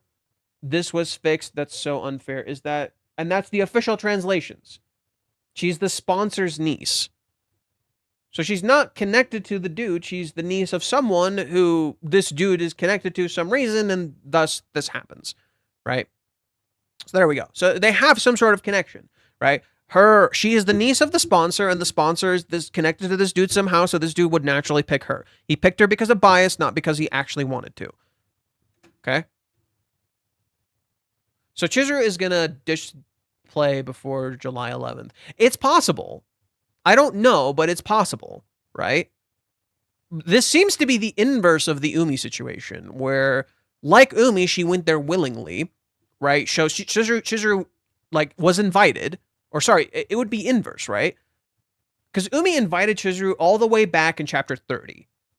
Right? It's either 30 or 31. Umi invited Chizuru to play futsal with him all the way back in chapter 30. She never went. That was years ago. Like years ago, straight up. She never went. She finally goes only to reject Umi. She literally goes to Umi's home turf to reject him. Right? She goes to his own world to reject him. Right? She's literally in a losing ground, if you will. And she still takes charge, right? It's taking full autonomy of herself. This is kind of the inverse. She's invited to this as a parallel to how Umi invited her a long time ago, but she was invited now. And instead it's like flipping the script. It's flipping everything on its head. I don't think Chizuru will ditch the play. Likely no, because it's... I don't know if she's going to ditch the play, but she might reject or stand up to this director. The biggest thing I'm seeing here is he's pretty famous, like a vain king, right? Nobody can disobey him. He's known for being merciless. I think Chizuru is going to disobey him. That's the setup. That's the setup I'm seeing. Chizuru is going to disobey this dude. She's not going to listen to what he says. He's going to say something and she's going to disagree and she's not going to agree with him. And she's going to stand up to him. I think that's the setup for Chizuru's character, right? He might demand something from her that she doesn't want to do. And she's just going to be like, no. Okay, bye. So I think that might be interesting. If Chizuru rejects the play, then what's the point of making Kazuya wait? It'll add more guilt. No. It'll be connected to Kazuya somehow. It will be connected to Kazuya somehow. It literally, in my opinion, it feels like Chizuru has to kind of let go of the play in order to have maybe what she wants. That could be it. But I think the idea here is that maybe this isn't quite what she expected it to be. Right? I think this dude is basically not what she expected him to be. Right? And I think that's a big thing for Chizuru. Yes, it will probably add more guilt to Chizuru, but we'll see. I'm not sure. Right, and that could become a thing, right? Chizuru stands up to the director. It could be like, oh, how could she? What the fuck? Or something like that, you know? Could become a problem. So we'll see. I feel like Ruka will appear next chapter based on what? Is there like something indicating Ruka will appear next chapter? Like, besides the condom, but I think it's going to be a mommy chapter next time. Kazuya is dealing with stress from Ruka's sexual assault, stress from job hunting, graduation, driving school, stress from developing another perfect date. Bro's about to burn out. ED arc is real. Let's see.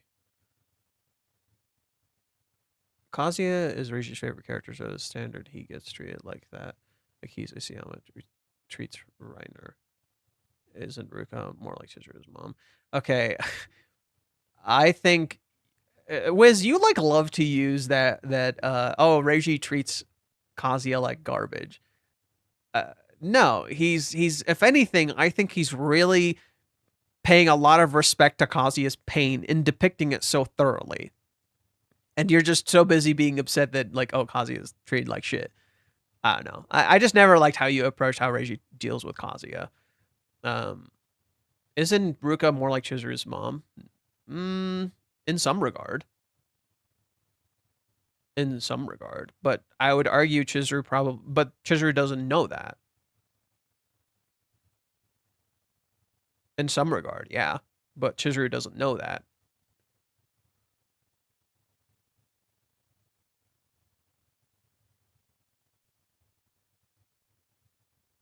Or are you going to do the by design dance? Oh, fuck off. So Chizuru is going to... Okay, we already read this. I think... Okay, we read that too. Okay, someone wrote something about the king on Reddit. So what's this? This dude isn't what you think he is. Is this something to do the dark side of the industry, like the real life Mizuhara actress public address that she experienced something? No, more like you understand this man to be this famous, successful director, but maybe he's kind of not as good as you think he is. You know, I view it more that way. Rather than the dark side of the industry, I could view this dude as being like someone who's too stuck in his own ego. You know? That's kind of how I read this dude. Literally, everyone describes him as a vain king. And that contrasts how Chizuru is experiencing things. And she says he's a famous director. There's an intentional contrast between how the students are viewing him and how Chizuru is viewing him. Chizuru seems to view him from a little bit more of an idealized lens, right? What does she say? He's a famous director. I guess he has a unique way of doing things. I bet up until now he's made countless masterpieces just like this. I bet. Does she know? Right? Maybe this dude isn't a famous director. Maybe this dude just had a lot of connections and his shit was just popular because there's so many people. You know, maybe this play isn't what Chizuru thinks it is. You know? Maybe this play could turn out kind of meh. Which I think would be quite fitting that Chizuru signs up for this play because she heard so much about this director and she heard all these things and she wants to do this play, only to find out that this play kind of sucks. Wouldn't that be an interesting twist? And that directly parallels Kazuya, who's building up all of these things and they constantly keep crashing around him.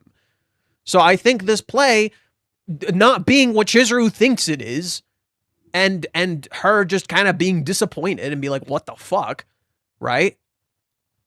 I could see that being an interesting direction, that Chizuru signed up for this play, that she's idolized and she wants to act for this director, and it's a big play only for her to find out it kind of sucks and this dude doesn't have much of a plan or something, right? Because she literally says, I wonder what kind of play this will turn out to be. She's not even sure because she's never acted for this dude. She has no idea what to expect. She's literally in the dark, right? And watch this dude be kind of an idiot. That would be kind of interesting. The flaw is literally on his face. If she had looked closely, she would have maybe noticed it. As a parallel to how if she had actually looked more clearly at Ruka, she might have noticed the flaws more clearly.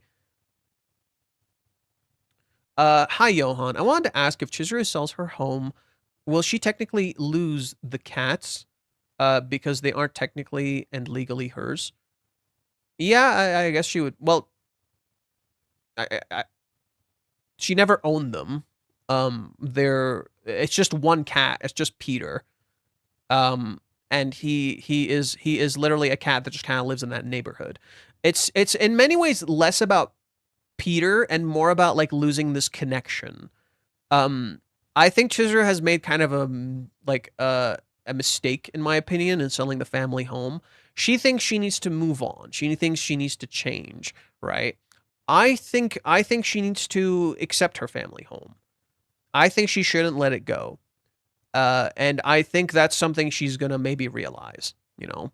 I think that's going to be a realization she's going to come to, that she actually wants this family home and she shouldn't let it go. So I don't think she's actually going to go through with selling the house. I think she thinks she wants to. I think Chizuru thinks she wants to sell the house because she wants to change and move on and transform and become something different. I think she's going to hold on to the house ultimately. And she's going to want Kazuya and Minnie to maybe live with her or something, you know? And then they all help her pay. They all work on the house together. You know, they build the house together, if you will. Because she can't handle it alone, right? She literally says, I can't live in that house alone, just as she financially can't handle it alone. But if they all work on it together, they could handle it. You know, they could pay. If she's alone, she can't handle the home. If she has family and friends, she could definitely handle the home. And I think the home could become like a hub for the characters, you know, just as it was before. I think the home needs to stay, and this is almost like risk losing the home. Post for the 4th post. Give me a sec. I'm gonna use the restroom. We're gonna finish reading what Mute wrote, and then I'll go to Reddit. Okay, just give me a sec.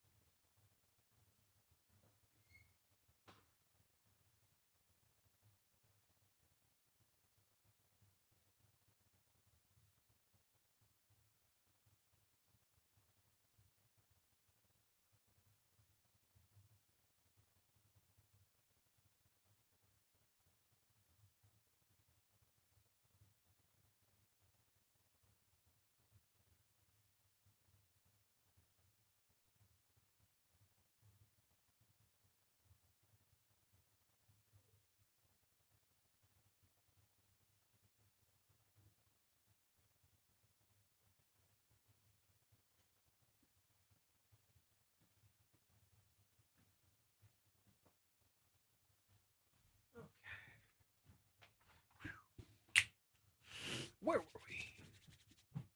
we? Okay, let's continue.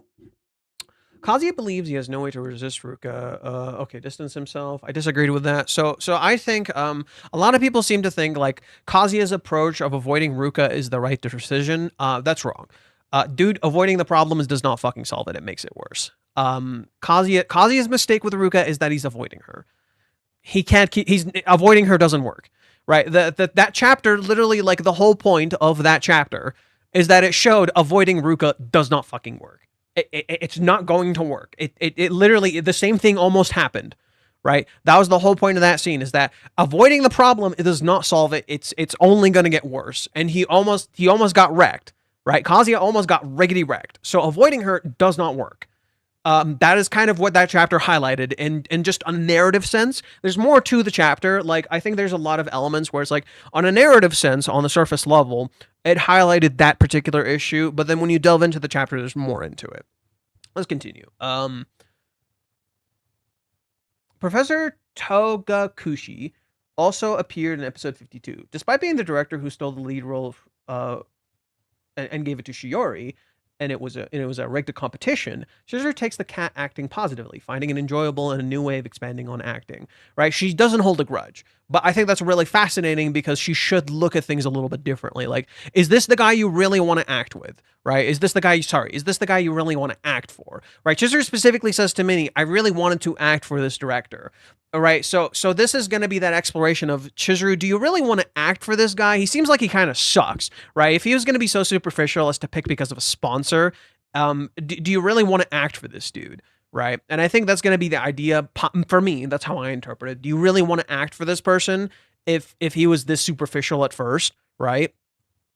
Is that all there is to this person, right? So you can get something positive out of it, but how do you feel? Like, do you really want to act for this person just because they're a famous director, because you might learn something, or is learning this really the sacrifice you're willing to make for acting for such a shitty person, right? Are you willing to act for a shitty person in order to learn these skills, or do you actually want to act for a person you can actually respect and you actually want to learn from them? So I think that could be the direction we go. I don't know, but that's how I'm rating it, just because the dude was so superficial before. While the mob criticized the cat's acting as embarrassing and old-fashioned, Chizuru was positive, saying it was unique, and showed respect for the director. In Chapter 52, her stoic personality was also depicted, as she didn't blame others, saying, it's because I didn't have the talent. Right, even though she knew the shit was rigged, and it was fucking stupid. Due to Chizuru's low self-esteem, I'm not a woman's worth, and strong sense of responsibility, she feels guilty towards Kazuya, Mami, and Ruka for kissing Kazuya. And that way, maybe you could also apply that to the acting, right? Chizuru's guilt and lack of self-worth when it comes to Ruka, Kazuya, and Mami, even Minnie, could also be applied to this director, where it's like, whereas other people look at this as really stupid, Chizuru looks at it in a different lens as a byproduct of her self-worth, but maybe in turn doesn't see this person in the same way that these other people do, right? The self-worth issue ironically ends up being something positive for her, but also blinds her, right? The self-worth issue acts as a positive element for Chizuru, allowing her to learn something other people's are not, but at the same time, it blinds her to the reality around her, and as she doesn't see that particular director, maybe the same way that they do, right? So that's going to be interesting. Maybe she doesn't see him the way they do in a positive way. Maybe she doesn't see him in a negative way. We'll have to see. We'll have to see. I don't know what direction Reiji is going to be taking.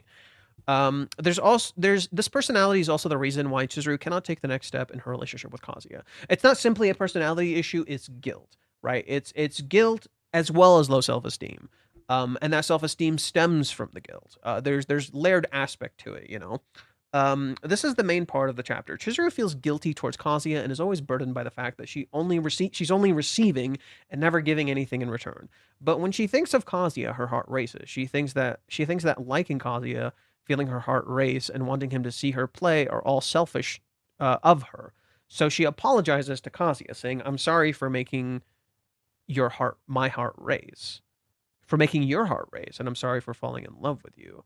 I'm sure Kazuya would be very happy if he heard that directly from her. It looks like Mami noticed the thing that Kazuya dropped from his wallet, but I don't think anything will happen next week. It's the usual pattern. If Mami were to notice, it would likely lead to a very complicated situation, so that's unlikely. Next time is Sanctuary. If Mami notices the object that Kazuya dropped and asks, "What's that?" Kazuya might reply something like, "It's nothing, this is a sanctuary that must not be revealed." Yeah, it's literally what I said, but I think it's not that kind of sanctuary that he's describing. I think it's like the panty sanctuary kind of thing. Okay, what did this dude has to say? As you mentioned in your comment in the chapter, Chizuru is aware of everything Kazuya has done for her and seems to feel guilty because she said during the date at Joy Pola's she wanted to be someone who gives lots of love, not just someone who receives it. But she doesn't realize that for Kazuya, it's not about quantity, but about value. That's why the phone case. Well, she doesn't see that. No. She literally doesn't see what she's giving because Kazuya never tells her what she's giving, and he never seems thankful for anything. So he unintentionally. That's what I mean. He unintentionally makes her feel like she's not giving him anything, right? Because he never asks for anything. He never seems bothered by anything. So she feels like she's not giving him stuff, you know? That's why the phone case, the Valentine's Day chocolate, and the moments shared while living together are what have kept interested in her so far. But that's the thing. She doesn't know these things meant the world to him, you know? She doesn't see how she can give to him. She's been conditioned that she can't give him anything. Someone who has noticed that is Mini-chan, which is why she made the little comment where Kazuya showed his masterpiece. Chizuru is a lucky girl. Being the object of Kazuya's devotion to such an extreme degree is something many would long for. Yes, but that's also unhealthy. Anyways. Okay, so that's that. Let's get to Reddit. Reddit.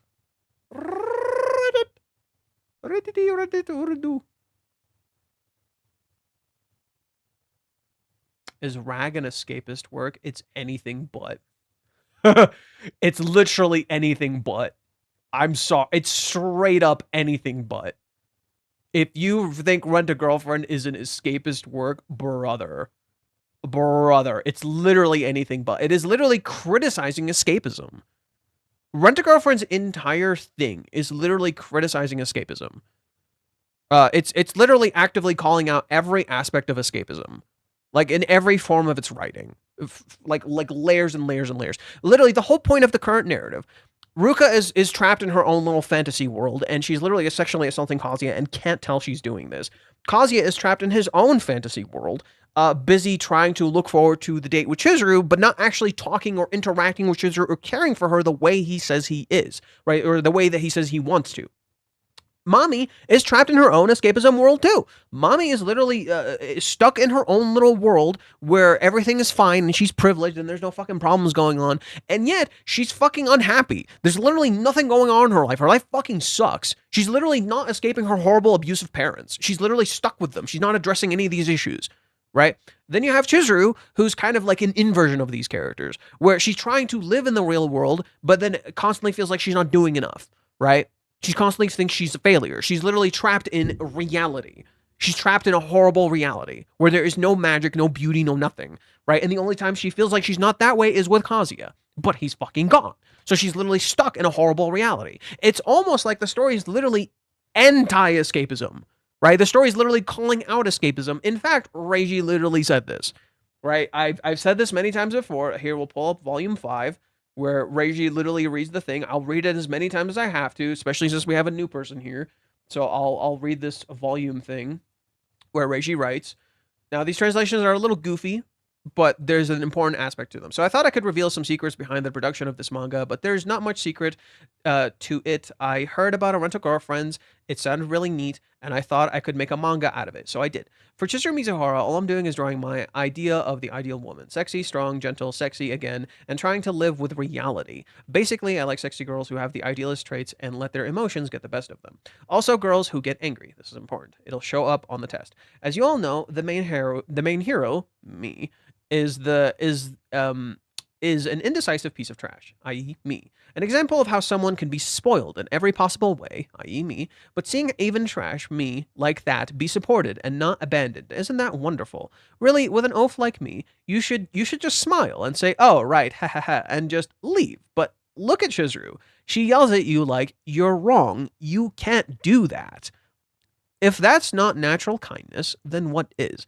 Modern society has been diluted by social media and the internet, and here's hoping that Rent-A-Girlfriend can lend a hand and show you all the courage and the importance behind building real human relationships. It is that is literally the antithesis of escapism. Like, brother, I'm not even like gonna. I'm just gonna leave that there. I'm just gonna leave that there. Hey, so, so,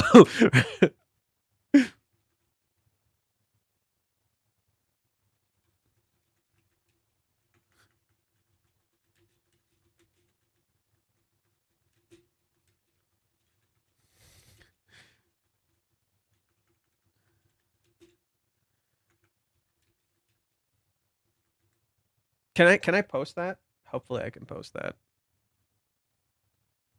Nope. Okay, maybe I can do this. There we go. Um,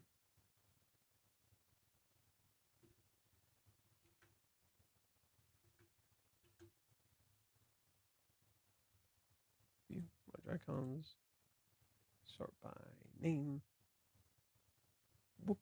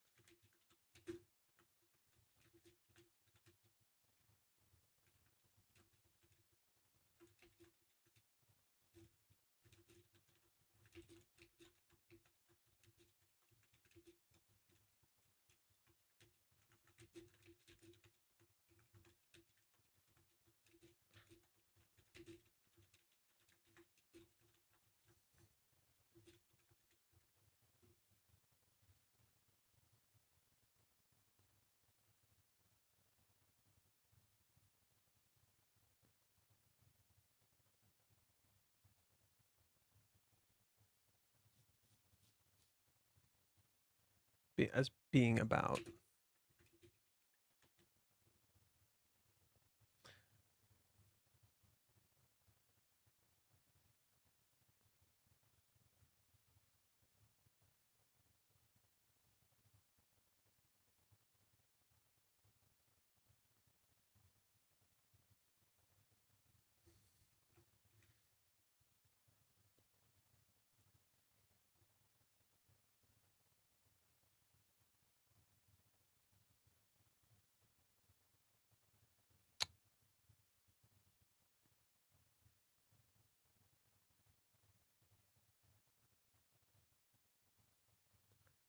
Let's go to not the prediction thread. Where's the serious thread? 425.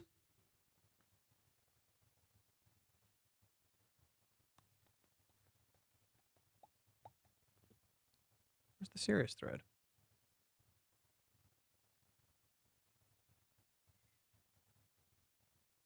Okay.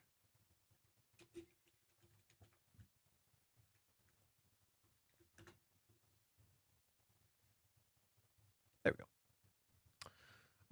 Absent father returning is an overused trope in drama. Reiji seems very above that. Yeah, Reiji doesn't seem to like. He doesn't. He's thinking of exploring Chizuru's dad somehow, but he doesn't know how or what way he's going to. But he doesn't want, like, literally kind of what you just described. He's like, it's just kind of a. He doesn't want him to just come back just for the sake of coming back, right? He doesn't want Chizuru's dad to just come back for the sake of coming back. He thinks that's stupid. I got the Harvey Weinstein vibe from the play director.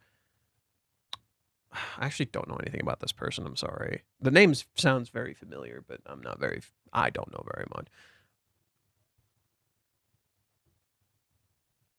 Wasn't it you who talked about Witcher 3, Bacon? Weren't you the one who talked about Witcher 3? Or is it someone else? I don't know. Okay. I guess we'll go to JoJo first. JoJo seems to have that big analysis, so let's go to JoJo first. He's our new Varicus. Varicus hasn't been commenting as much, so we've been going to JoJo more lately. What does it? Oh, please say he didn't. He wrote something. Okay. Faricical? I don't know what that means. Okay, let's look that up first. Okay, let's hear how you're supposed to pronounce this word. I have never heard this word in my fucking life. Farcical. Farcical is an adjective describing something so absurd, unreasonable, or ridiculously silly that it resembles a farce. Oh, farcical. Farcical. Farce. Okay. Last week was about disconnects, and this week is about the moment you step into the light. This week's like all about disconnect, though. Well, it finally happened. The moment where the story shifts gears and how it wants to present itself finally occurred. And the big marker of that is our first interior monologue of Chizuru in chapter 383. Okay, that I agree to. Okay. That's an analysis I can definitely agree to. Right, we did say, like, this was the midpoint. Like, this was, remember, JoJo talked about, like, a read he had for how this was the midpoint. And that literally parallels the hero's journey and how we were talking about it. So that I do agree with that. He's kind of correct. Every time we have seen Chizuru up until this point, we only got a glimpse at her memories or her cryptic words. Now that we finally have a small peek into Chizuru's actual thoughts, we are finally able to see the light about her. But is it so simple as that? No. No. I like actively talked about how the chapter is like actively fucking misleading. No, it is not so simple as it appears. Before really delving into this chapter, I really want to I just want to make note of how joyful and refreshing it felt to finally have even a glimpse at the other side, right? Another side, another story. The very first picture of the chapter is a moving van with a picture on it. It's a bit hard to make out at first, but it's a mama cat holding her kitten. Okay, let's look at that closely, because I've heard that a few times, but I don't know if I like see it that way. It just looks like a cat. I don't know if it's a cat holding its kitten. I just see a cat. Now, I could see the association, absolutely.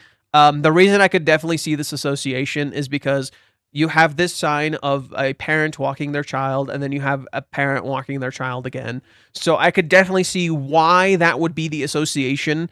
This seems to be a paralleling theme in the chapter where you have the older cat and the younger cat. You have the old, like, experienced director and the young, up-and-coming actress. You have Kazuya with this instructor, and then he's the brand new blood who's learning. So I could definitely see that maybe that could work in that regard. I can't make it out. I'm gonna be real. I can't fucking make it out. I can pull up the chapter and fucking zoom in omega hard and then try to see, but I can't make it out. I'm gonna be real. But I could see why that would fit. You know, I could agree in that would fit if that is the case. Um, but let's look at it really quick. There's a cat. Oh, he's right. You can kind of see a cat. Okay, I can kind of see it. Because if it was just the cat, you would see here, but then you can kind of see like a little mom being carried here. Granted, I don't think this is something that's meant to be seen. Granted, I don't think this is something that's meant to be seen. With these kinds of things, it's rare. It's hard to make out unless you're supposed to know the brand. So if you can tell what the brand is, like this is something I learned from Reiji. If Reiji doesn't want you to be it doesn't want you to see what it is, he won't let you see what it is. This is kind of hard to make out, but I think if you know the brand, you probably know what it is. However, I can see why it would look like a mom carrying its kitten. Because like literally look at that right here. That literally straight up looks like that. It doesn't like this little extra stuff here. So it is a mom holding its kitten. So okay, so there's this element of parenting present in the chapter. Okay, we didn't really talk about that and explore that, so let's see what Jojo has to say regarding that. My real feeling with a girlfriend somehow choosing being corrupted, so I really hope that doesn't happen. Wrong story. Wrong story, buddy. This story has explored abuse and being hurt and stuff. In a sense, Chizuru has been hurt, but she hasn't. But corrupted. Come on, come on. This is not that kind of story. this is not that kind of fucking story. This is not what Reiji's writing. That's not what fucking Reiji's writing. No. I could see. I'm seeing Reishi is writing characters being like doing something against who they are and destroying themselves. Ruka is a good example of this. But that's the thing. The story is also a lot of times about redemption and accepting who you are. So the problem is that how people see Chizuru is already idealized. Chapter 218 is a fantastic example of this. That chapter literally ruins Chizuru's image, intentionally so. As readers have idolized the ever living shit out of this character at that point, and when that image shattered, everybody hated the series. You know, they're like, "Oh, you ruined the waifu." You know, the image of the waifu shattered, and that is exactly what Mummy does, where she shatters Chizuru's image in Hawaiians. The problem isn't Chizuru being corrupted because she's a beautiful pure soul. She's not a beautiful pure. She's a beautiful soul in that she's imperfect. And in looking at that corruption nonsense, I think that really demeans love. You know, I think that completely utterly demeans love. Love is not about corruption and whatever.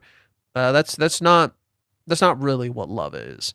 You know, and the story is literally writing how that's not how love works. That's a whole bunch of nonsense. So yeah, that's not what Reiji's writing. That just doesn't really make much sense. You know, did anyone see my new profile picture? Is it a turd? Looks like a turd. I can't see it very well, but it looks like a turd, bro. Is it a fucking? Because before you had a pickles. Is it a pickle with a face? Did you make a pickle with a face using AI? Okay. Pickle. Okay, so I was right about the pickle. Another side, another story. The very first picture of the chapter is a van with a picture on it. It's a bit hard to make out at first, but it's a mama cat holding her kitten in her mouth by the scuff of their neck. And many of the images on the pages are of a child being cared for by an adult. There's also a bunch of road signs, a sign of a pedestrian crosswalk, a sign showing a turn off is up ahead, a light telling you that you can't make a turn, a sign on the pavement indicating that this is a bike lane. The next image is Kazuya, clearly freaked out behind the wheel with a non-plus driving instructor in tow. The car number is 17. This is the same car that Kazuya was practicing in back in chapter 412. Okay, so so what happened in chapter 412? He runs into Mommy, and it was just purely Mommy. So I think next chapter is going to be just purely Mommy again. Let's continue. There There, Kazuya was, by comparison, completely relaxed, but the move from the simulated environment to the real one really ramps up the stress for Kazuya. He even literally thinks real people after the title page. You'll notice that now the kids from the first page are walking on their own side by side without their parents with glee. Kazuya is absolutely flooded with the responsibility of real people's lives being in his hands. Yep, this is a big deal. That's a relief. She's not perfect, but she has dignity. She draws the line and tries to hold it. Well, that's the thing, though, is that Chizuru, in many ways, is an allegory for sex workers.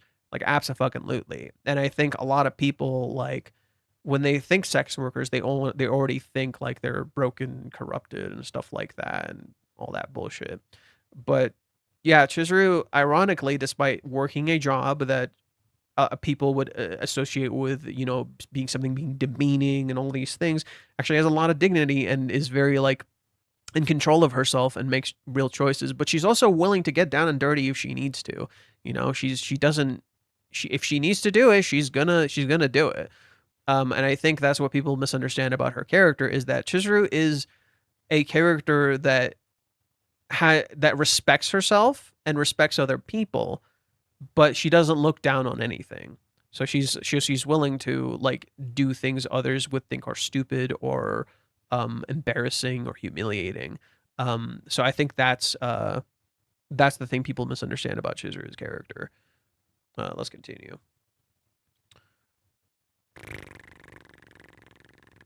Three people, blah, blah, blah, blah. I should highlight where I'm reading. Kazuya is absolutely flooded with the responsibility of people's lives in his hands. He thinks, I've never really cared.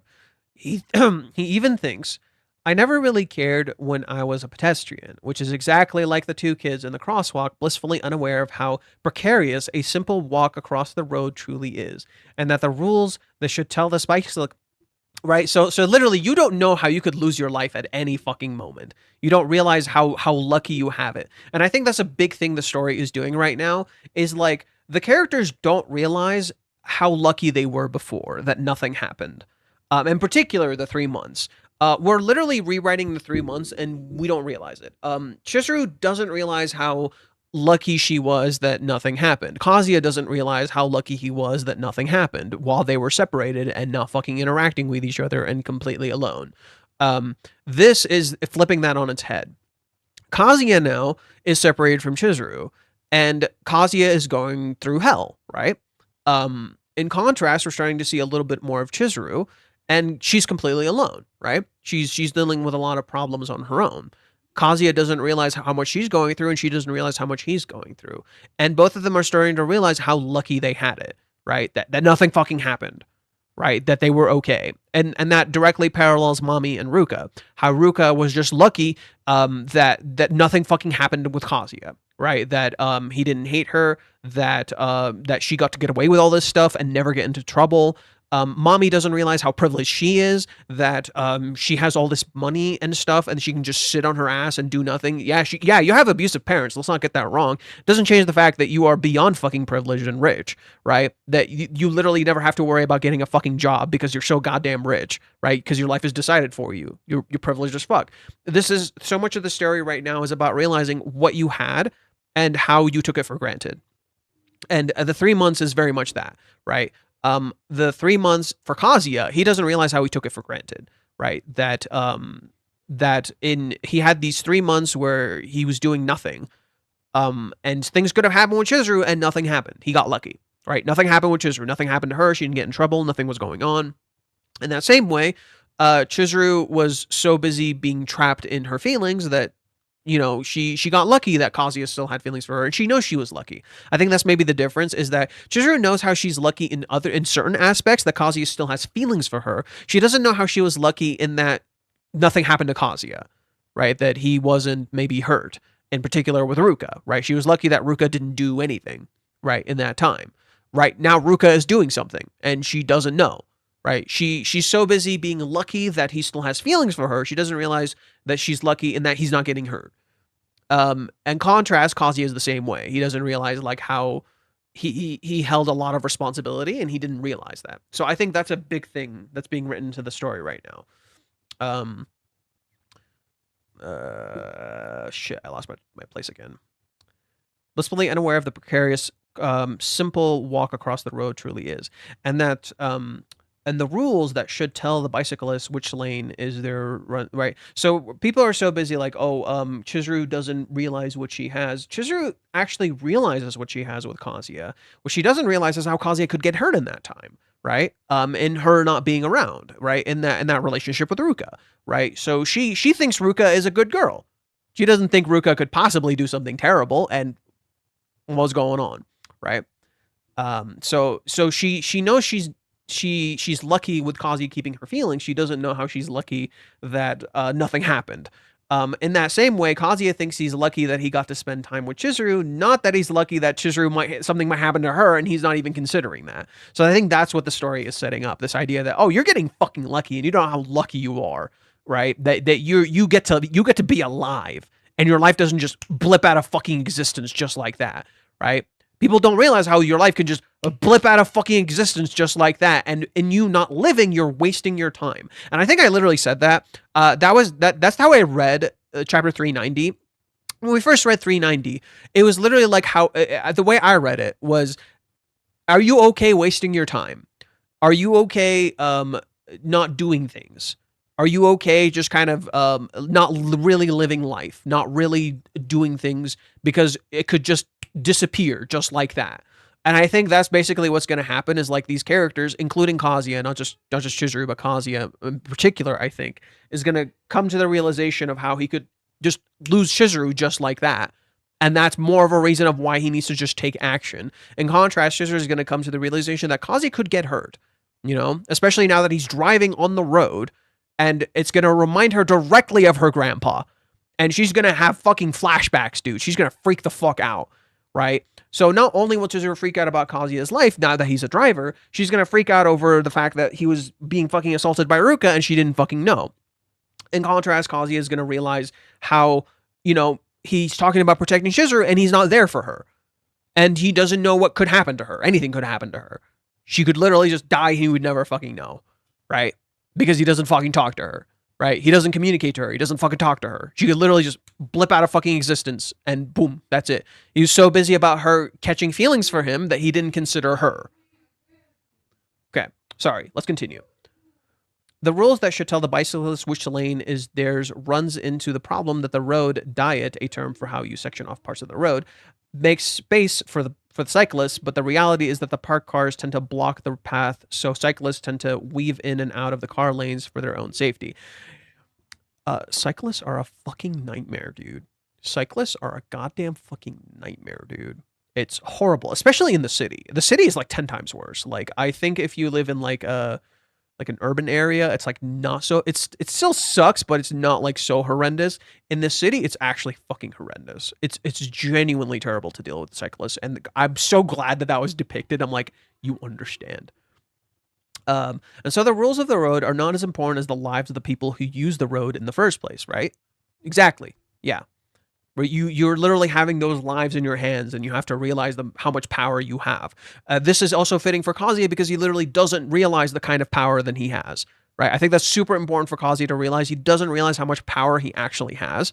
And in being placed in such a position of power, I think that's really important for him because Kazuya has been so conditioned for such a long time that he's powerless, not realizing how much control and power he actually has. Kazuya is not powerless. He's probably the most powerful character in the entire story, and he doesn't know it. He is the fucking protagonist. He is the protagonist of this story. Motherfucker, it like doesn't realize he should be saying, "This is my story and you're not part of it." like he can say that. He could probably fucking do that. He doesn't even know he can do that. And that's what I mean. Kazuya literally doesn't realize how much power he fucking has. You are the protagonist of your own story, and you need to realize how much impact you actually have. What? I'm streaming.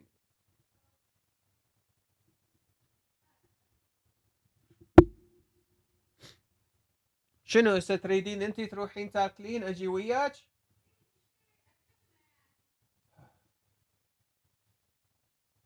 Okay. How long would that take? Like 10 minutes, 20 minutes?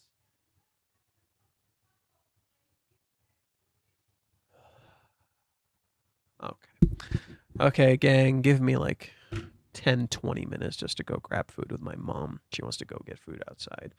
We're gonna go to a place close. I'll be back in a bit. Just give me like 20 minutes or something. I'll be back.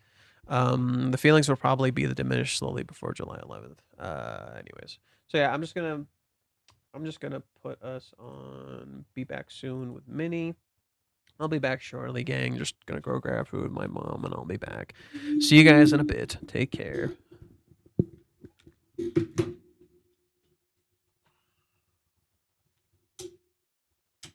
Yalla.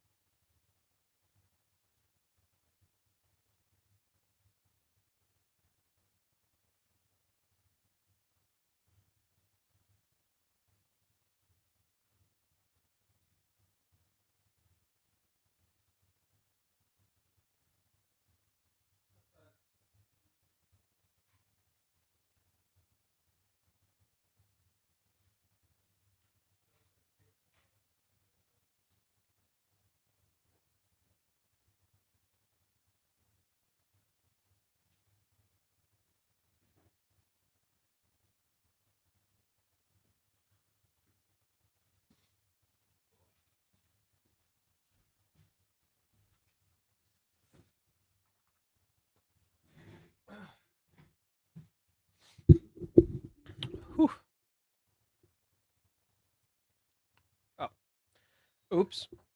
I forgot I took off my thing. Sorry, I've been gone a hot minute. I went and ate food, came back, got sat down with my mom and ate dinner. Just gonna set up my phone. All praise me a genius by. Okay. Setting a timer for 20 minutes, BRB.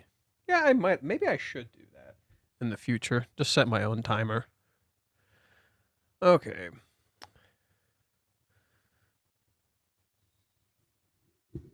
Oh, God. No. No. Yeah, I got this. Everything's cool.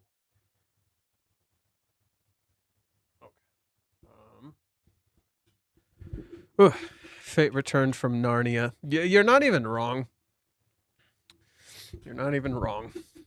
I went to Chipotle with my mom. It was a fun trip, kind of. Dude, I remember when Chipotle used to cost like what, like $7 or $8. Now it's like 10.5. Like the price really shot up. Like I used to be able to get like 2 burritos with my mom for like $16, right? We didn't do it very often, but when we lived in California, it was like around $16. It wasn't that fucking crazy. At least I don't think it was. But then now it costs like $21. Like it costs as much as movie tickets. Well, actually, movie tickets are a little more. Movie tickets are like almost $30 with 2 people now. Still, it's fucked up. It's so expensive. Okay. Okay. Let's go back a little bit since I haven't read in a hot minute. So let's scoop back just a tad, just to like recoup everything.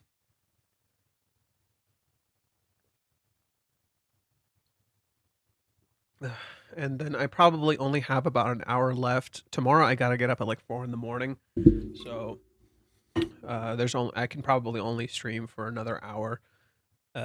I'll continue tomorrow. So tomorrow I have this like weird shift. I'm doing inventory, so I have this like weird shift where it's like 4 to 7. So it's like 4 in the morning to 7 a.m. So I'll probably like get up, finish my shift, come back, take a small nap, and like around 12 I'll just stream again. And then I have Tuesday off again, so that's really nice. So I can stream on Tuesdays again. But yeah, Sunday's weird. Sunday I just got like inventory really quick, and I'm done. Okay, so let's continue. Before we really delve into this chapter, I just want to make note of how joyful and refreshing it felt to finally have a glimpse of the other side, right? And I think, looking back on this statement, we're reading it again, right? We already read this prior. I'm just reading it again. Looking back at this statement, I do kind of agree. I think being deprived of the thing is like something Reiji probably did in some ways, if you think about it. We've almost been deprived of Chizuru, right? Haven't we? We've almost been deprived of answers and the other side. And I think that's almost been intentional by Reiji. I'm not even going to say almost. I feel like it is intentional by Reiji that we've been essentially deprived of information from Chizuru's end. Like intentionally so, that we didn't have this information from Chizuru. We haven't had time with her. So when we finally get it, it feels so fucking refreshing. Like, oh my God, I'm finally getting the thing. And I think it's kind of like a drug, right? It's like you've almost been deprived a little bit intentionally so that when you get it, it feels so much better. Much like sugar, like even sugar, you know, like when you don't have sugar for a very long time and then you have it again, it tastes fucking amazing.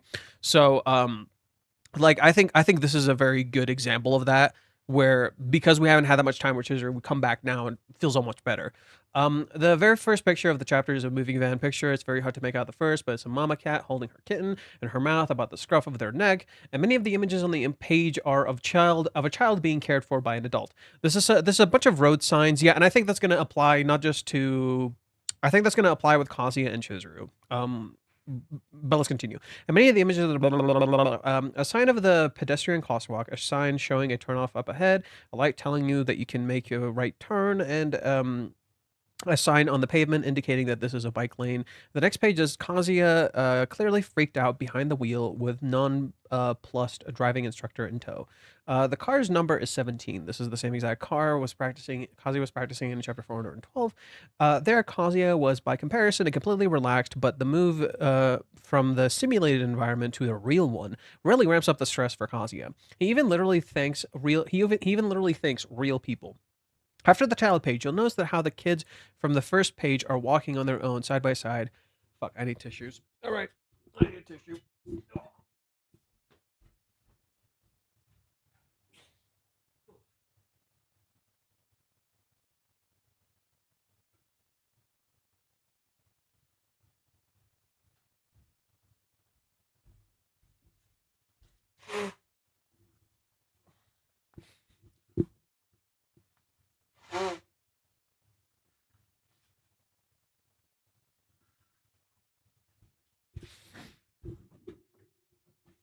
Okay. Oh, whew.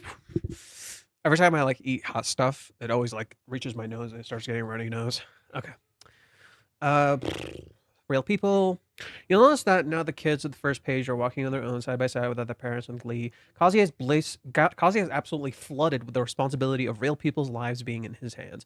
He even thinks, I never really cared when I was a pedestrian, which is exactly like the two kids on the crosswalks, blissfully unaware of how precarious a simple walk across the road truly is.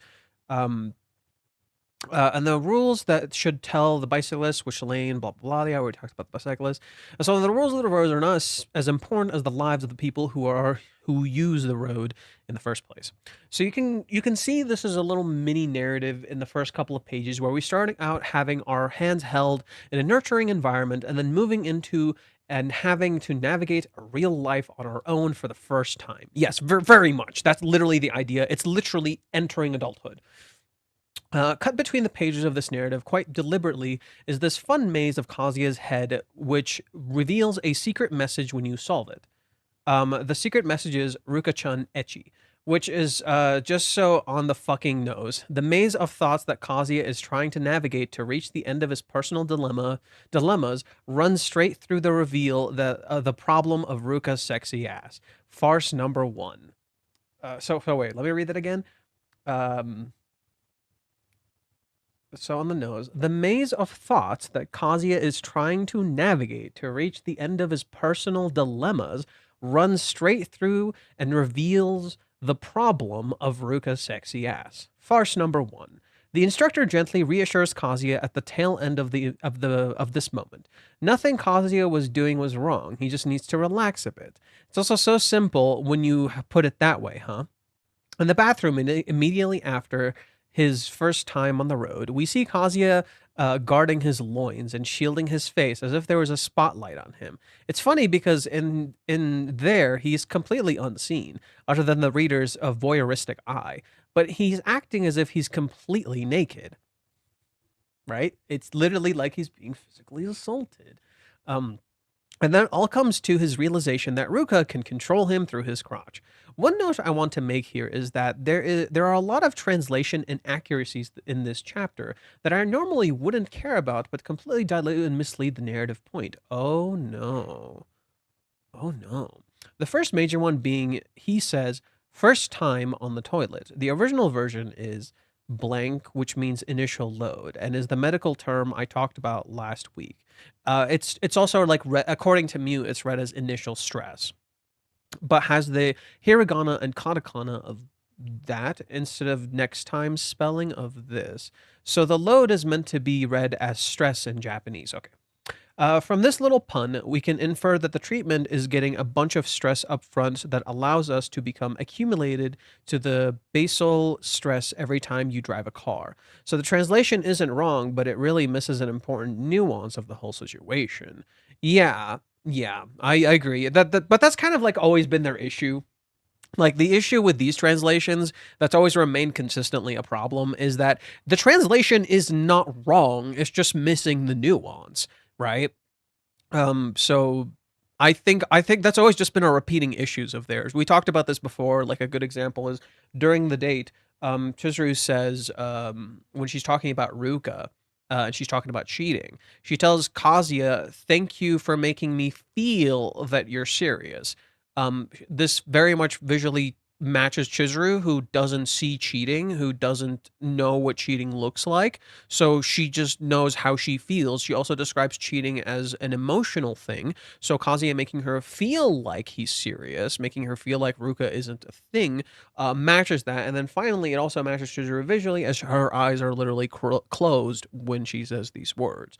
So yeah, the translation is correct. She says in the English, "Thank you for showing me that you're serious," but she literally doesn't see. So if you read it straight, it comes off as contradictory, right? Oh, there's literally a contradiction there in her storytelling. In reality, her words are consistent with her visual storytelling. So it's like stuff like that where they like unintentionally shoot themselves in the foot. The translation demeans the intended nuance of the scene. Um, and to really tie that in, Kazuya mentions a popular and extremely adorable Japanese show called Old Enough. If you're unaware, oh, okay, finally, I was curious about this. I knew it. I fucking knew it. Didn't I say JoJo would fucking talk about this? Didn't I fucking say JoJo would fucking talk about this shit? God damn it. If you're unaware, Old Enough is simply about young children, about age 4 and 5, being given an extremely minor task, like getting a soda from a nearby convenience store that will have to do on their own. And unbeknownst to the child, a camera crew follows the kid to see how they fare. What ensues is predictably cute interactions of the child sometimes getting distracted, sometimes using the money to buy the wrong thing, or sometimes the kid forgets what to say to the clerk. However, the kids are never in any danger, and what it reveals is just how caring society is and the importance of letting kids go out on their own and fail. Looks silly, so say look look silly, so dumb things. Make a lifetime memory or friend on your journey for a rumen and a ramen at the local konbini. Kazi and Chizuru are our cute kids, and we watch them fumble along as they try to accomplish the most trivial of tasks. Hold on, you might say that getting your driver's license or acting in an important play is hardly trivial, but no, I'm not talking about what they are currently doing. I'm talking about the barriers to them being together are so paper thin that they cease to make any real sense anymore, and that's deliberately shown by Reiji this chapter. Okay. Inside of Kazi has two visions. One is the vision of Chizuru in the passenger seat, and the other is of Ruka on the driver's seat of the car, called Kazuya. Kazuya yearns for control in his life, but laments that he cannot achieve that when Ruka is around. Really, the problem is that he has no control over his relationship with Chizuru, and where he literally cannot control what his body does when Ruka touches him. He has full control over what happens in his relationship with Chizuru if he merely decides to get in contact with her right this instant. I'm putting a lot of effort into pointing this out so you can see very clearly all the ways this chapter is framing the conflict that separates Kazi and Chizuru as a farce. I mean, yeah, didn't I, didn't I literally say this was 390? It's bullshit. It's like a play by Shakespeare where the conflict stems from a tiny misunderstanding that grows into a full-blown spectacle. Huh. Usually you have a lot more to say. Huh. Usually JoJo, oh, there it is. I was wondering. I was wondering. I'm like, usually JoJo has like an entire other fucking post. It's interesting that the initial load thing can be described both Kazuya's driving and the Chizuru acting for the play. It's laid out in this chapter that the cat thing is an acting exercise that the director makes everyone go through, and that most of the actors find it awkward and embarrassing. But whereas Kazuya is feeling crushed by the stress, which makes sense, he's got a lot of stress about it already. Chizuru is invigorated by it. It's pushing it's pushing her acting forward, and she's thrilled.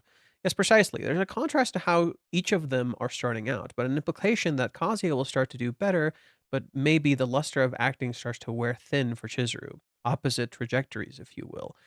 What did I fucking say? What did I fucking say? Didn't I fucking say this shit? Literally, didn't I fucking call this shit? Literally, didn't I fucking call this shit, motherfuckers? On the flip side of the chapter is more cats. Of special note are the cats that we first see. Everyone recognizes Charlie, the big street cat that got first introduced way back in chapter 261. Charlie? Isn't it? It's Peter. It's Peter. It's Peter. It's not Charlie, it's Peter. His name is Peter. It's Peter.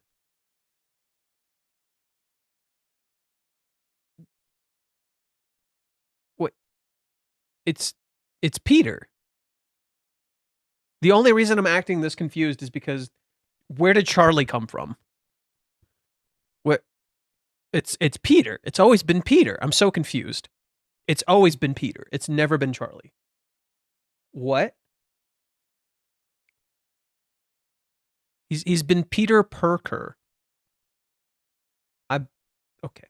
Everyone recognizes Peter, the big street cat that got first introduced way back in chapter 261, or the first cat in the girlfriend chapter. But did you know that the calico cat has been around longer than that? At the very end of chapter 99 is a calico cat kitten stretching out and yawning. Fucking what? Wait, and that's the chapter where Chizuru failed failed another audition. Wait, what the fuck? Whoa, whoa, whoa, whoa, whoa, whoa, whoa, whoa, whoa, whoa. Wait. Chapter 99. The very end? Oh my god. Ichinose Chizuru in her first year of middle school. You even listen. Huh. Wait a sec. So is the Calico Chizuru? That's interesting. So is this cat meant to represent Chizuru?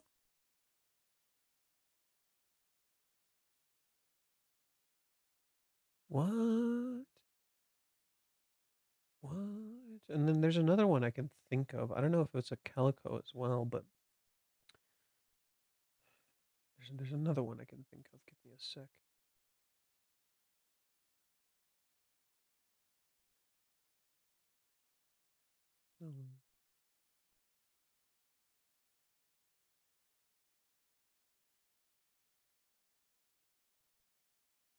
I know we see another cat. Yeah, we see this cat, but that's just a normal cat. It's not. It seems like a white cat.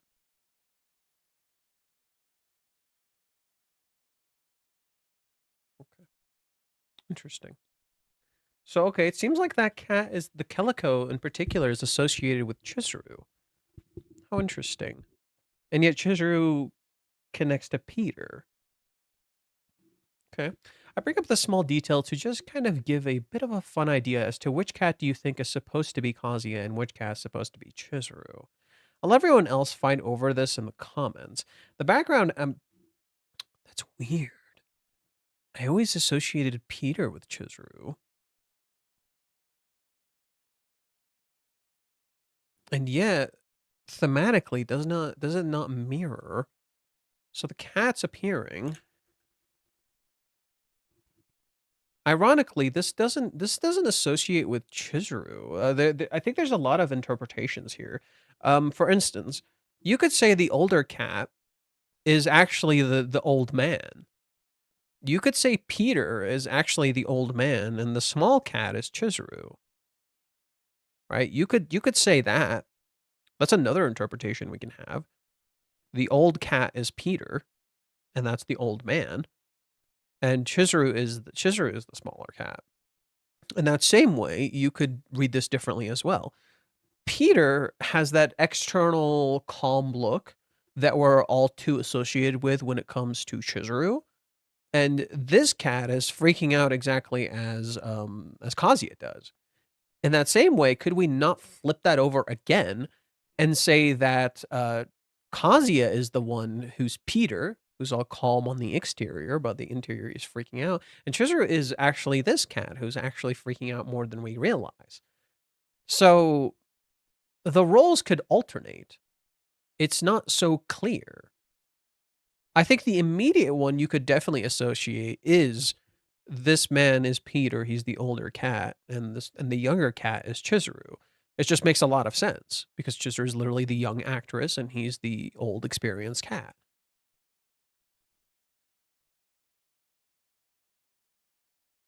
And yet, maybe there's meant to be a parallel. That's an interesting one. Really, that's hard to tell. There's no way to know which is which in particular.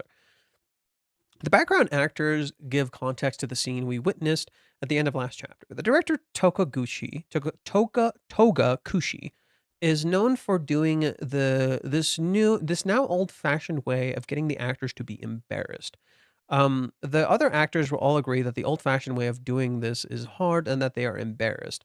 Right after this line is another big translation error. This time is pretty much this is just wrong. So the original version the directors referred to as two things, which means the emperor with no clothes and the Togakoshi demon, respectfully. Oh, that's completely different. What the fuck? Oh, what? Emperor with no clothes and Tokakushi demon. But the translation mutilates that into a vain king and merciless, which kind of gave a gist of what they mean. But you lost so much of the important historical context of those two phrases. It's like translating a proper noun into an improper noun. I find that the next part initially, so thanks to everyone who pointed it out, but we've seen this man before. He was the director of the first glimpse back in chapter 52. Though I missed who he was, I ended up noticing that the other blatant differences about him. His very old modern outfit, which is in complete contrast to his outfit back in chapter 52, which was a traditional garb typically worn by the important people. Emperor's new clothes indeed. Huh. Okay. In contrast to everyone else's bemoaning. That's weird. What the fuck? So, Emperor with no clothes and Tokakushi demon.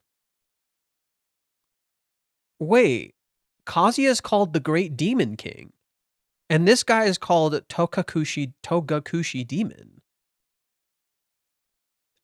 There might be a parallel between this director and Kazuya. In particular, both of them dress in flashy ways. There's a lot of nuance here that's being lost. What the fuck? Emperor with no clothes. That one I don't understand. Read the brief plot of Emperor No Clothes. Wait, there's what is that? Wait, emperors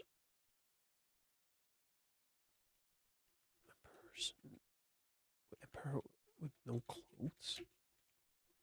What? Emperor has no clothes is a famous idiom derived from the Hans Christian Andersen's fairy tale about the vain ruler swindled by tailors who sell him invisible clothes. Out of fear and vanity, everyone pretends to see them until a child blurts out the obvious truths.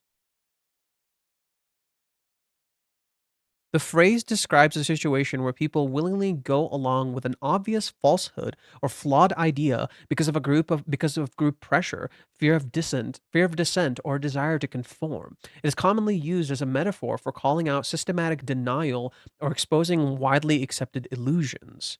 Wait, that matches him perfectly as a character. I think he's literally testing them. They literally say no one disobeys him. He's literally pressuring them. Wait, that's really interesting. That matches him as a character. He's quite literally pressuring them, and they're all conforming, and they're all just doing what he says. Could we not say that this applies here? This also matches perfectly with what I've been describing with Kazuya, where I've been saying like this whole issue with Kazuya is that he's literally conforming. Whoa, this is really interesting.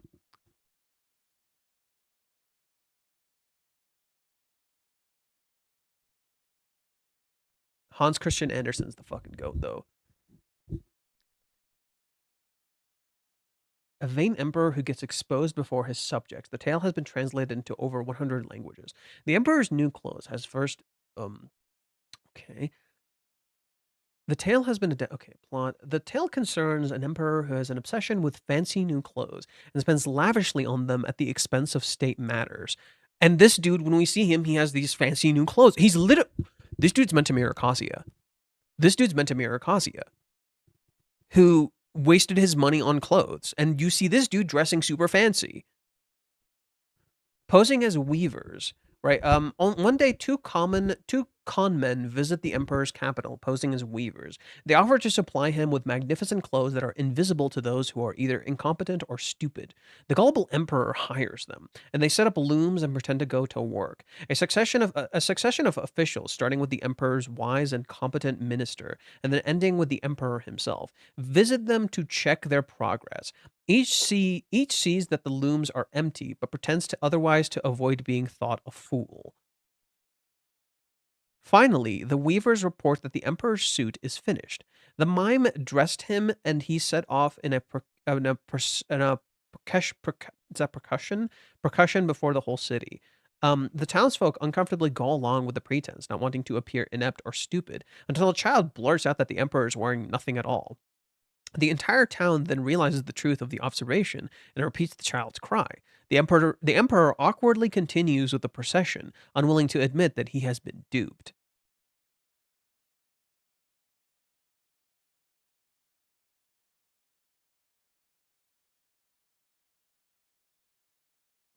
What could this mean? This could have so many implications. Is Chizuru being duped? Is Kazuya being duped? Is the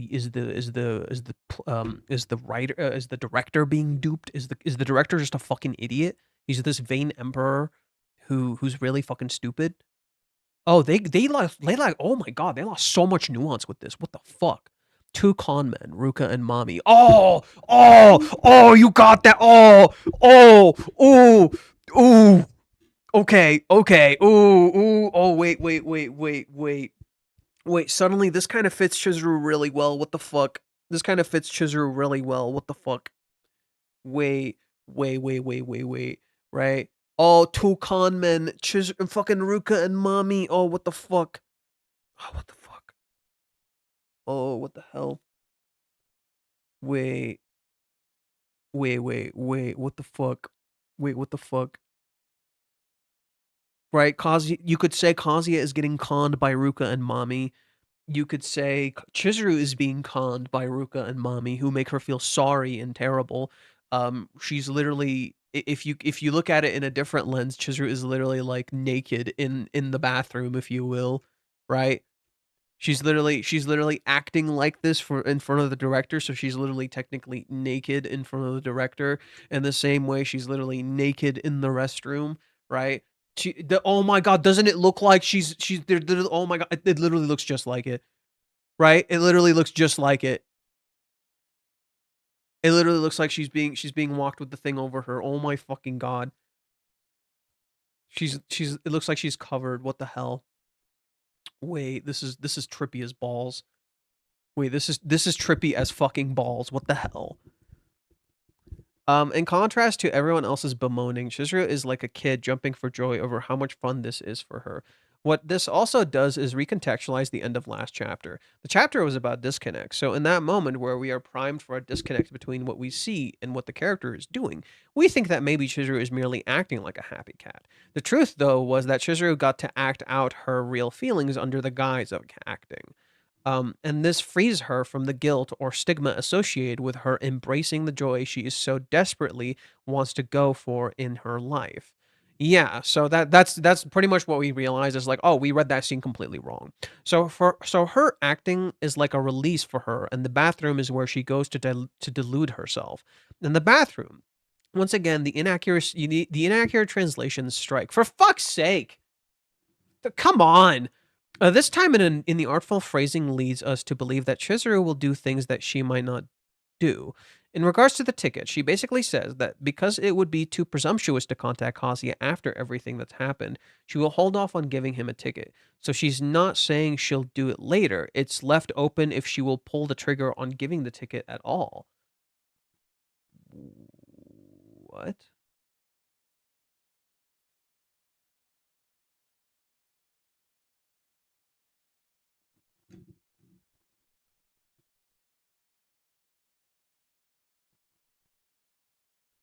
Wait, what the fuck?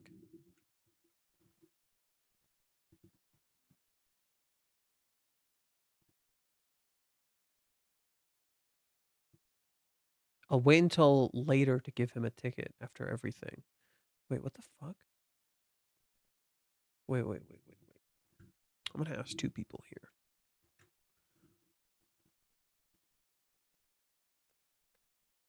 You can't be fucking serious.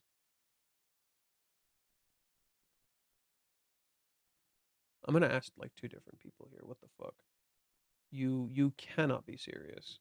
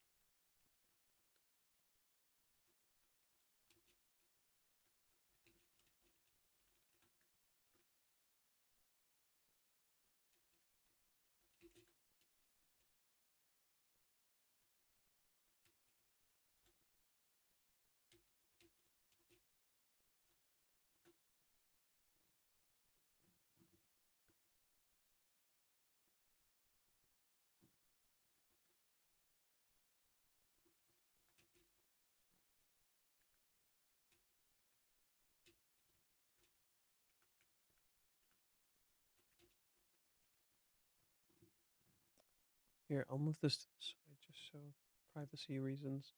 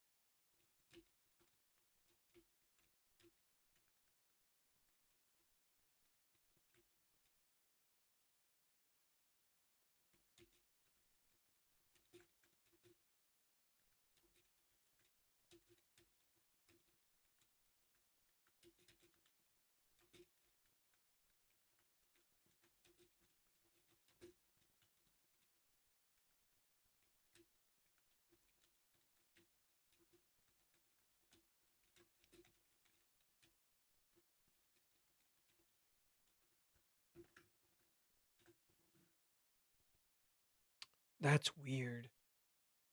That's actually kind of concerning. Not just like narratively, just like that's a bad fuck up. That's a bad fuck up.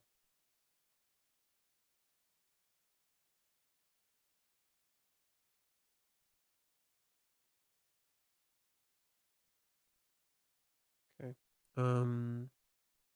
Here, I'll put this here and then I'll move this thing here so I can check it if either of them text.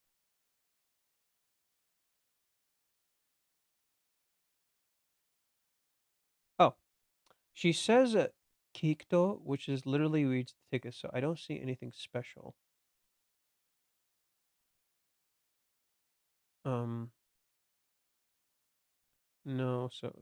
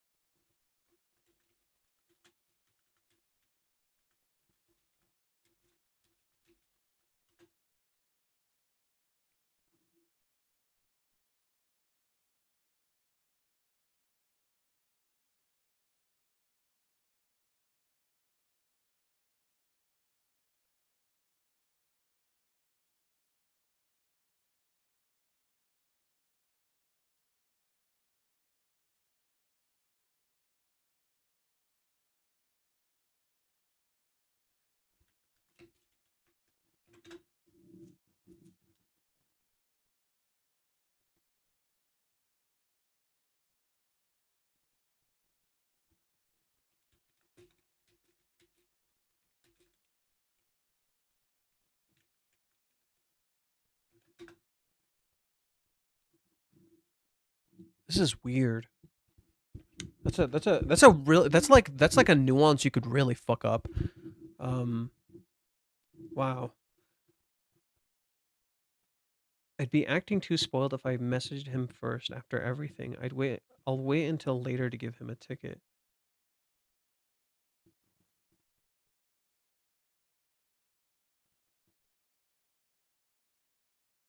I find it interesting that we only see her mouth here and we see a slight blush and she's gritting.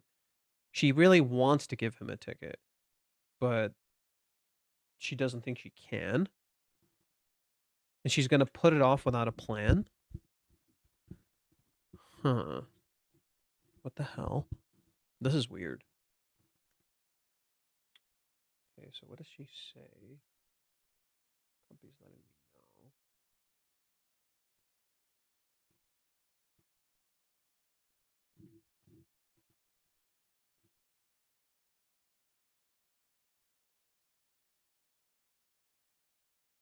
She's literally in a box. She's like a cat living in its safe box, and it doesn't realize where it is. Yeah, she's literally like an inexperienced cat trapped in the box, unable to get out. Yeah, she's literally like a cat in its box. Right? It's a cat in its litter box.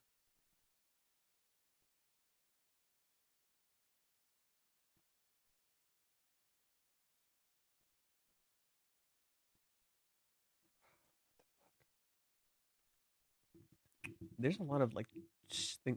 While looking at the dictionary, it actually can be that she says something like, "I'll be patient about giving him the ticket." Okay, so according to Crumpy, if you look at the dictionary, what Chizuru says can be indicated as endurance, patience, perseverance, self-control, self-restraint. Okay, let's look at that in the Japanese text.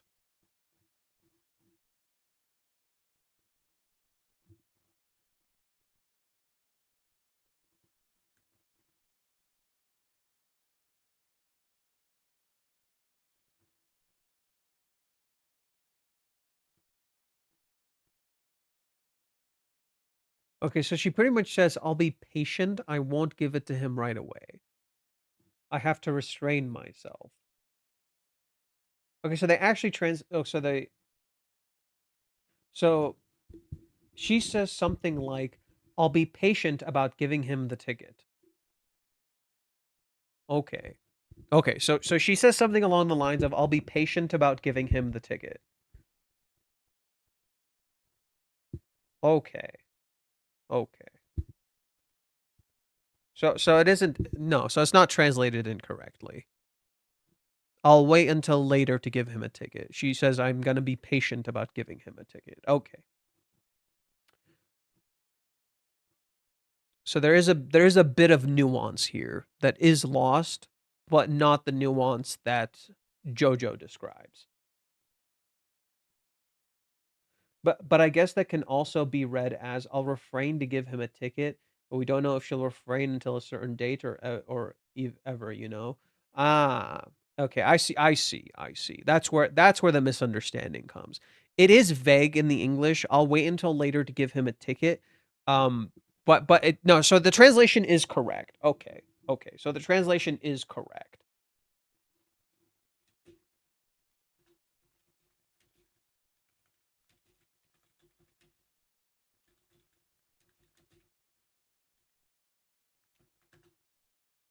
Right. So the translation is correct. It's just vague enough.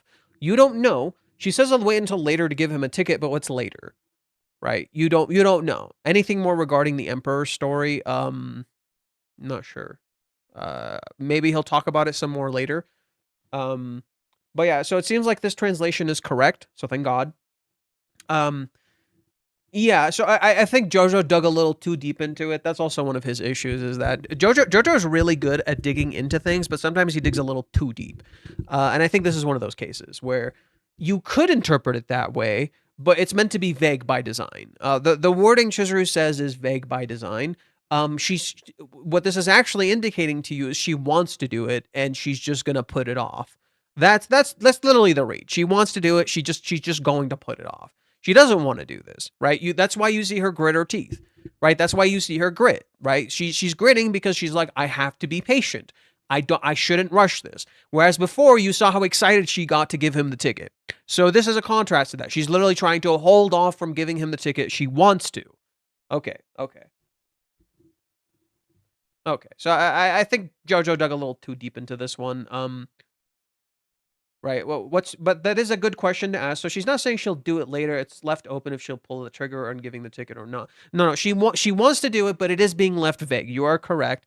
Well, so how did he read it? In regards to the ticket, she basically says that it would be too presumptuous to contact Kazi after everything that's happened. She'll hold off on giving him a ticket. She says, "I have to be patient," very specifically. So very specifically, she says she has to be patient and she has to endure. So what with a mere 3 weeks left until July 11th, it really begs the question on what she's going to do if the time runs out before then, which is really interesting. That is a valid question to ask. That is really interesting, because that is Chizuru's issue, right? She's running out of time again. Earlier, I mentioned that this chapter is the reader's character stepping into the light for the first time. And Chizuru's interior thoughts are like the light shining down on our understanding of Chizuru's motivations and reasoning. There's so much that we learned in the 5 or so pages here that actually it's a bit overwhelming to really make sense of it completely. Much like how Kazuya is being overloaded with stress, it makes it harder for him to relax on the road. The readers will have to acclimate to the light of Chizuru's thoughts. It may seem now that we have complete information on Chizuru, but the deluge of information is blinding us from the accurate read of what the real situation is. Yeah, and that's something I already caught too. Is the other one correct? The Emperor stuff, like that thing. I think he's right about that one. I think it's because Crumpy told me like it is vague. He's right in that it's vague. Right. I just think the way he translated it isn't so accurate. I think the way he goes about, I think the way Jojo goes about wording it kind of indicates something unintentionally. It's not that he's wrong. He's just okay, I know how to describe it. Jojo has a bias, and that bias is showing. That's all. And the bias is specifically that he interprets it that it's Chizuru is going to hold off on giving him a ticket. In particular, she's saying, I need to restrain myself. So he's right, but when he says hold off, it can kind of come off as, oh, she's not going to give him one at all. When you say hold off on giving someone a ticket, it's indicating you're not going to give one at all. See what I mean? So that was the problem. When I read hold off, I read it as she's not going to give him one, period. No. She's going to be patient about giving him a ticket. The translation in that regard is correct. However, they miss some of the nuance of it. So the translation is right again. It's another of those things where it's right. I would say the worst offender is probably the director, and I think he's correct about that one. I can double check with Crumpy, worst case, but I do think he's correct about that one. Earlier I mentioned in this chapter. Okay, so but the deluge of information is blinding us from the accurate read of the real situation. Something I also said. All right. We're like kids who are getting our first taste of candy and exclaiming we'll never eat anything else again when we're not prepared for the corresponding crash that a sugar high gets you. I think some have already gloomed into how troubling this implication of her thoughts are. Namely, they all lead into inaction on Chizuru's parts, and the solution to her problem is so trivial, easy to overcome. Farce number 2. Paralleling Kazuya and Chizuru in the bathroom really paints the picture that both of our protagonists are basically the same, have the same hung-ups. They think so highly of all the shitty people in their lives, and think so little of themselves, even though they are paragons of virtue by comparison. They also are completely in the dark, somehow still about how the person that they love thinks about them. I liken it onto the curse of Merlin the Wizard, who could see the future about everyone but himself. The solution to their curse is easy though. To Merlin, I look out for you, you look out for me, and that requires contact. I think there is a certain redditor who knows exactly this line the line to say for this. Okay. I don't know what that means. All right. The end of the chapter is Kazuya's condom falling out of his pocket, and we see Mommy peek out from the corner in the exact moment. Next time is Sanctuary. Has a dual meaning of Sanctuary, and the topic is completely off limits. I get the feeling we are going to continue to get more of Chizuru's POV, and I suspect that her side of the story will tie to Sanctuary, and Kazuya's side of the story will tie to a topic that's off limits. Fair enough. Mommy always seems to run into Kazuya lately too. So what initially seems like a bad coincidence for Kazuya really feels more like an inevitability. Just like how he cannot avoid running into the problems of Ruka. Just as Kazuya can't avoid Ruka, Mommy can't avoid Kazuya. But now Mommy is actively going to Kazuya, whereas Kazuya is actively avoiding Ruka. Interesting. He will not be able to avoid the problems of Mommy, regardless of condoms and such are deemed off limits, and this is farce 3. Oh boy, there's still a good chunk more. All right, let's go. Farce 4 was actually already revealed in the chapter. The Emperor's New Clothes is in fact a very famous farce about a king who is in so that's why he does the whole farce thing, because the whole okay, no, I get it. About the king who is being deceived by a charlatan, goes about his kingdom absolutely naked. No one in the kingdom dares to point this fact out due to being fondly attached to their heads. Right? Oh, and the child points it out. That's why the child thing is so okay. Who laughs as they proclaim the king has no clothes. In this case, everybody is going along with the king's nonsense, and there's going to be a kid who's going to point out that this is all a bunch of fucking bullshit. Oh. So Kazuya's struggles, despite initially freaking out, are actually framed as him already facing the hardest part of the whole thing. From here on out, he will grow more and more accustomed to the stress of the open road. But Chizuru is framed with the exact opposite trajectory. She starts out incredibly joyful and excited. She's like a kid here, but she's the opposite of the kid who declares that the emperor has no clothes. She actually thinks the emperor's new clothes are wonderful and unique. Isn't that an interesting subversion of the old fable? Yep. Let's walk through this a bit. We have a director that all the savvy actors think is full of shit. The director has completely changed their outfit to something that looks frankly ridiculous. It's almost like someone unseen here has told them that they will look really good in this new fit. There's a charlatan who is influencing the emperor. You have a naive and extremely beautiful actress who buys in completely to all the ridiculous things that the emperor without clothes says and does. Recall from chapter 52 how Chizuru has passed over due to the nepotism from the director's niece. Chizuru said that at the time it was because she didn't have enough talent. The world she uses back then donates a talent to either inherent or built through dedicated practice. But in chapter 99, the words change from that kind of talent to one that is backed by force and only inherited. I've attached the image. You may notice a certain director here. So what happens when you take on Emperor with no clothes and genuine flattery from Chizuru? The other name for Tokogoshi was Oni. And when a man who feeds an ego is given a pupil who naturally feeds it, I can only sense danger. Kazuya is going to be all right, but Chizuru desperately needs some protection. I think Chizuru is going to have like that awakening moment, you know?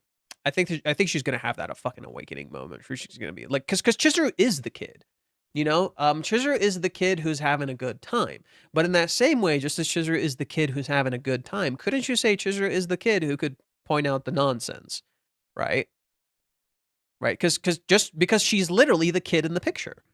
Chizuru is quite literally the kid in the picture. So wouldn't it make sense for Chizuru to point out the nonsense when if it inevitably gets ridiculous, right? And what of the mystery charlatan who convinced Tokogoshi to change his clothes? Who is our true villain? I'm going to be bold here and predict that it is Umi.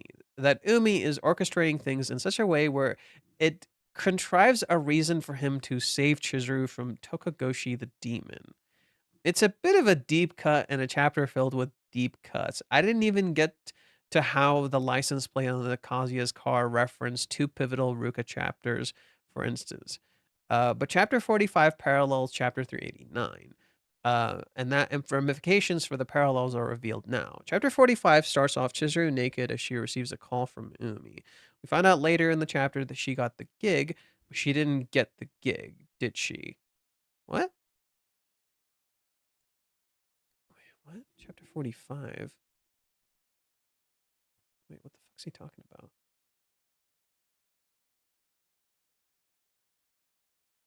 What?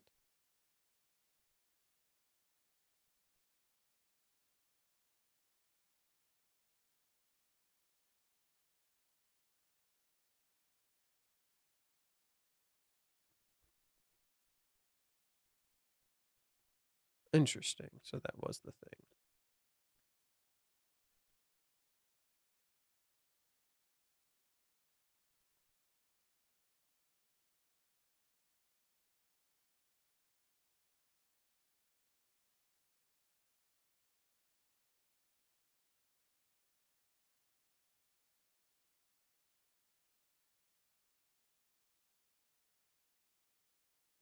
Huh. So you think Umi is orchestrating all of this? Hmm.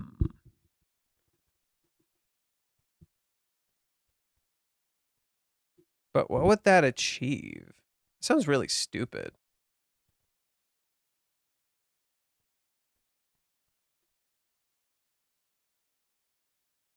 I don't know. You think so? So you think Umi is orchestrating all of this? I do think Umi is involved, but I don't know. That seems a little like I don't know. I've always disagreed with like most predictions, so who knows? Maybe he's onto something. You guys disagree with me all the time. Let's keep reading. It feels weird. It feels a little off.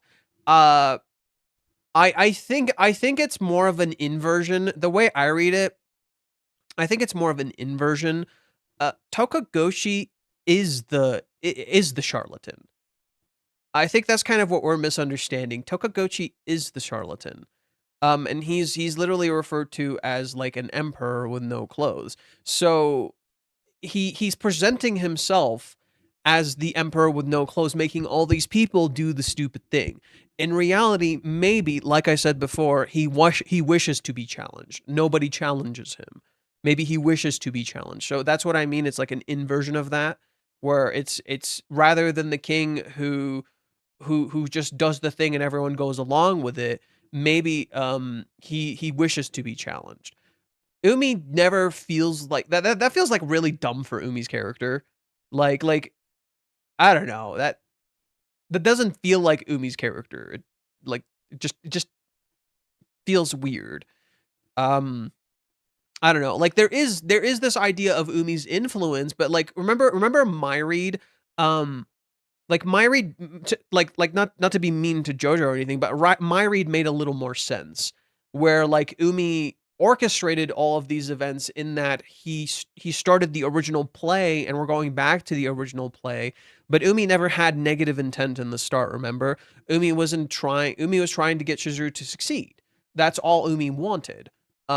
He was just trying to help her out, right? All he did was contact her to tell her that the director that Umi told her about accepted her. That's all Umi did. Umi merely gave Chizuru a way forward. He didn't make this big orchestrated plan or anything in the background. So I don't know. That doesn't feel right to me. Like just I don't know. Just something about that just doesn't feel right to me. But I do understand the read of Tokagoshi and like the two influences on him. For all we know, the real influence on him could be what's her name? Miho. If you guys remember Miho, she makes more sense. That Miho seems more like a schemer, you know? Miho seems more like a schemer. That makes more sense for her character. Umi less so. Umi's not that kind of character. That seems a little silly, you know? I could see Umi trying to save the day somehow. Like I do think Umi's gonna return, and the story like seemingly indicates like things that he did have an impact, but indirectly. He doesn't have like a direct influence. That's the way I'm reading the story. Umi was involved in this, but not in how you think. He's merely like indirectly involved, right? Like because of the play from the very beginning of the series, Chizuru in some ways ended up here, right? Just as when Chizuru goes to the futsal thing, right? So it's like Umi's more like indirectly involved, right? And that fits Umi's character incredibly well. Umi's character is this guy who like indirectly does things. He's not trying to do something, right? And his actions ultimately result in these things. Case in point, he has Shiori, the girl who got Chizuru's job, call her to thank her for that. And it's like, bro, why would you do that? That's just such a shit fucking move. He doesn't process how that's a bad thing. You know, he doesn't process he's making Chizuru feel fucking worse. So in that same way, I definitely think Umi like technically has an influence here, and he's unintentionally making things worse without realizing it, maybe. In that case, like with Shiori, I think, like, you know, by propping up Shiori and then Chizuru got, like, I don't know. We'll see, but like I just don't know about that particular read. That's just me. I just don't know about that particular read. Let's finish what he wrote. Chizuru isn't naked. Chizuru has a towel on. So she's not naked. That's not accurately representing the scene. We find out later that she just got a gig, but she didn't get the gig, did she? Well, no, she did get a gig. She was in that performance, as she said. The thing is, she was saying she could get scouted by a director, right? That was her goal, is to be scouted by a director. So she wasn't saying she would get a gig. She was just telling Kazuya, this is how my future could go. I'm not sure. And she was just sharing what she thinks with him. She didn't say she got the gig. She did get that gig. She wasn't wrong about that. There's this sense that Umi knew that she was in line for it, but that it fell through somewhere between the call of the day of the play. No. Umi didn't know. Umi didn't know. Umi was just trying to help her, and he didn't know what he did. Is my suspicion correct? Could it be? Fine. Umi's in the play. Are you guys happy? Somehow Umi is connected to all this. Are you fucking happy? Jesus Christ. God damn. Watch Umi have like the most minor fucking role in all of this. Watch him have the most tiny fucking role in all of this. Everyone's like, oh my god, Umi orchestrated all of this. And I'm like, there's literally no like inclinations that he did. There's no real indicators that Umi did this. Umi's busy with her shit. You're constantly being shown Umi being busy with his shit. Right? It doesn't make much sense. Like, the only thing that could make sense is that Umi indirectly had some sort of influence here, in particular that original play, and that connection to Shiori and these other actors. That's it. Because that's the whole point. Chizuru walks near these people who she met through Umi's party. See what I mean? So Umi didn't have a direct connection. So for instance, she's in a place called Nakano Center. Okay, but Umi's name just happens to be Nakano. He doesn't fucking own this place. He has no connection to this fucking place. It's just called Nakano Center. That's what she is. But that doesn't mean it's fucking Umi. That means Umi's indirectly involved. He's not actually directly connected. In that same way, when Chizuru's like walking through the place, it's literally being shown that she has that she runs into this person, she runs into these two people who were there at Umi's party. And it's like, yeah, actors in an acting place that happened to show up in Umi's thing, that Chizuru happened to see on a thing. Cool. Reiji's giving you patterns, right? Reiji's literally giving you patterns that you're starting to see, and that parallels Kazuya in the chapter where it's being shown. Kazuya is literally seeing patterns that don't fucking exist, right? Nakano is Reiji's hometown. I know. And that's the thing. Like, the reason I'm talking about this is because the chapter where you see this stuff, right?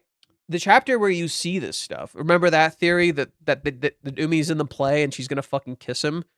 Yeah, real fucking funny. Umi's literally off somewhere else doing a fucking drama across goddamn town, and people are like, Umi's in the play and he's gonna fucking kiss her.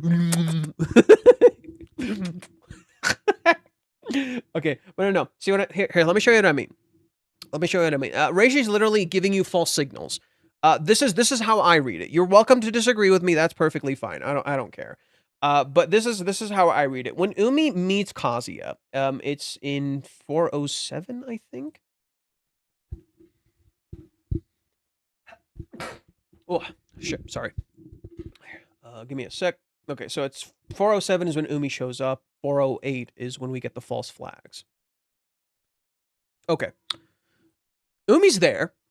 And this scene literally kind of spells out to you what the fuck is going on with Umi, right? Like, why he's here. I'm really sorry. That's where I am at. That's where I'm at. He doesn't understand what this means, right? Umi does not understand what Chizuru's words means. That's why he's here, okay? This scene literally gives you intentional context. You don't understand it. Oh, look, room 17. Oh, look, we found an interesting parallel. Room 17, Kazuya is in car 17 because Kazuya is literally trying to become Umi. How interesting. Okay, so room 17, Umi doesn't know the context of what this means. Wow, that's really interesting. Room 17, Kazuya is in car 17. Come on. It seems intentional. It's literally intentional bait. Okay. Kazuya goes and talks to Umi, and he has all these feelings about him. And he's making a whole bunch of assumptions. Now, what is this parallel? When Kazuya is in the car and he's driving in real life and he's seeing all of these real things that are different from the simulation, just as right here, it's all different from his assumptions about Umi in his head. Are you starting to see a pattern? Kazuya has all these thoughts about Umi. He's like a pro. He must be here to tell me that I was going to get rejected. I'm going to get fucking wrecked. I'm going to lose everything, right? Just as when he's going through the simulation of the driving school, Kazuya has these thoughts in his head that, nothing is going, this is easy. I got this. This isn't a fucking problem at all. Then the script with Umi flips. Then he actually talks to Umi, and Umi just cheers him on and tells him the truth, and the script flips. And Kazuya's like, he's kind of a nice guy. What the fuck? I'm completely wrong about Umi. Then you go to the driving school. Kazuya actually starts driving for realsies in the road, and suddenly he's freaking the fuck out. It's almost like Kazuya's in this room with Umi, trapped in this little fucking illusion, interpreting Umi a certain way, and you're literally wrong about everything. It's almost like there's an intentional parallel. Now, you see Chizuru here in this place, and this place is called, like, Nakano Center, right? And then you see these people who were from this original play in chapter 52. Almost like Reiji was literally already hinting to you in chapter 52 that, hey, remember this thing? This is connected, and you're going to see that director again. He was literally already telling us, you're going to see this director again. Then you run into these people who we see in chapter 177 or 178, one of those. And Chizuru saw them in the movie production. Or sorry, she saw this girl on TV kissing. Okay? What's interesting about this? These people also happen to be connected to Umi. Isn't that weird? They also happen to be connected to Umi. Isn't that weird? Except every single one of them is pure happenstance. Chizuru just happens to be in a place called Nakano. Chizuru just happens to be connected to these people who happen to be connected to that director because she's getting that role that she wanted from the start. Just as she happens to run into these people because they're in the acting place. And what do you see right here? Number 4, right as they're walking. It's all a big illusion. None of this is real. Things look a certain way. And this scene with Chizuru acts as a context to the thing Umi's actually here for and what's actually going on. He wants to know what she's thinking. What do you hear? You hear her thoughts. He wants to know what the fuck's going on. He doesn't understand. It doesn't make any sense. Some debt to Umi. Okay, I'm just... You guys are nonsensical. I'm fucking done with this shit. Until the story tells me otherwise, I'm not listening to chat. You guys are fucking stupid. Jesus Christ.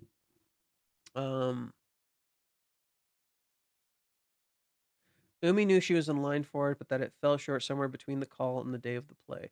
No, he didn't know. He didn't know until the last fucking second. And he was just trying to cheer her up. What's weird is that the call didn't come from her agent, Omata, who we see her interact with in chapter 99, chapter 398. Why would Umi even know that? Because Umi is the one who fucking recommended her.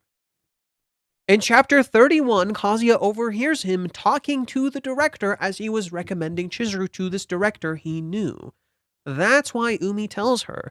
Because Umi was the one he was acting like her agent. He was literally acting like her agent. That's why Umi tells her. It speaks to his connections to the industry. He's a guy who knows a guy kind of thing. And now in the narrative, he's been clearly rejected by Chizuru, and he's let Kazuya know that he's backing off. So logically, there's no reason to suspect him of any malfences. But that's really just the perfect cover. A guy who makes a move one place because he knows it'll cause something else to happen down the line. Play it cool and it'll work out. But the whole act that Umi puts on in front of Kazuya, oh geez, I'm just a little guy who gets all the ladies without even trying. I don't know how it happens. Oh geez, man. I'm sorry. I read that. That felt genuine to me. That straight up, that felt really genuine to me. That felt real to me. If that comes off as, if Reiji flips the script and pretends like Umi was acting the whole fucking time, I'm gonna be disappointed. That is a rug pull. What you're describing is a rug pull, and Reiji hates those. What you're describing is a rug pull, and Reiji fucking hates those. He blatantly says, I hate rug pulls.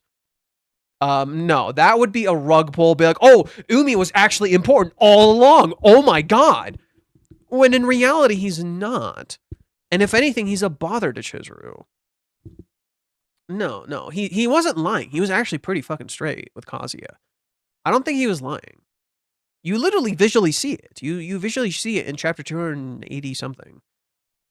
So in contrast to how where you see him being Chizuru, he's not just some dumb guy, is what I'm getting at. Well, you're correct. He's not just some dumb guy. You're right.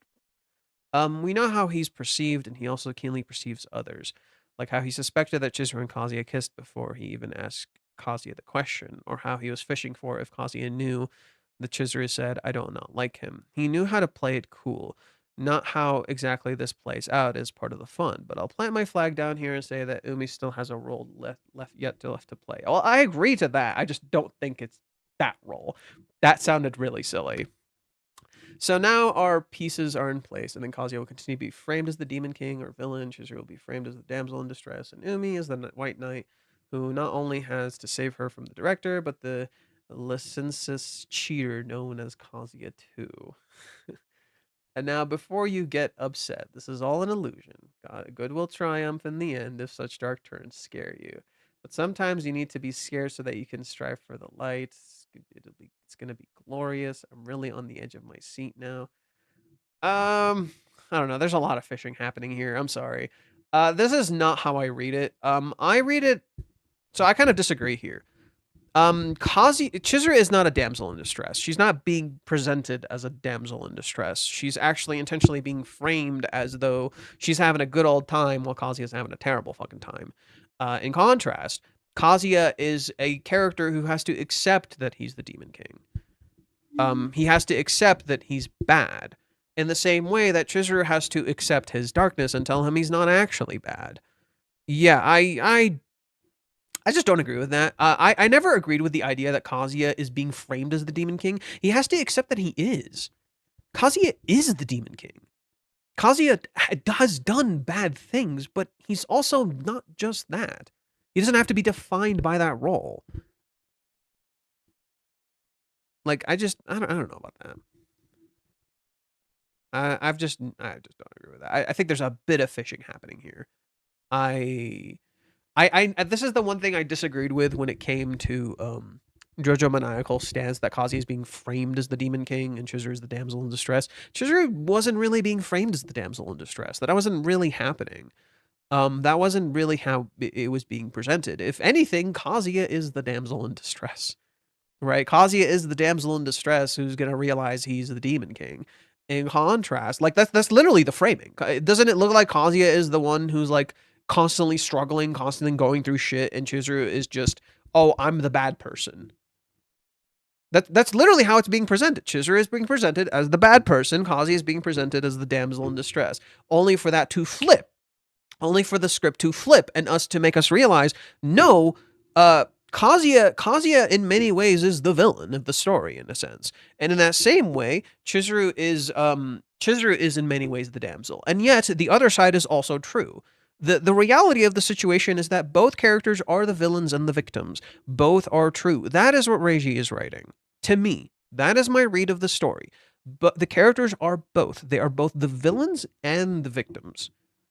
They are both. And that is a thematic parallel present with every single character, period. I think, in my opinion, what the director is going to do is act as a kind of first awakening for Chizuru.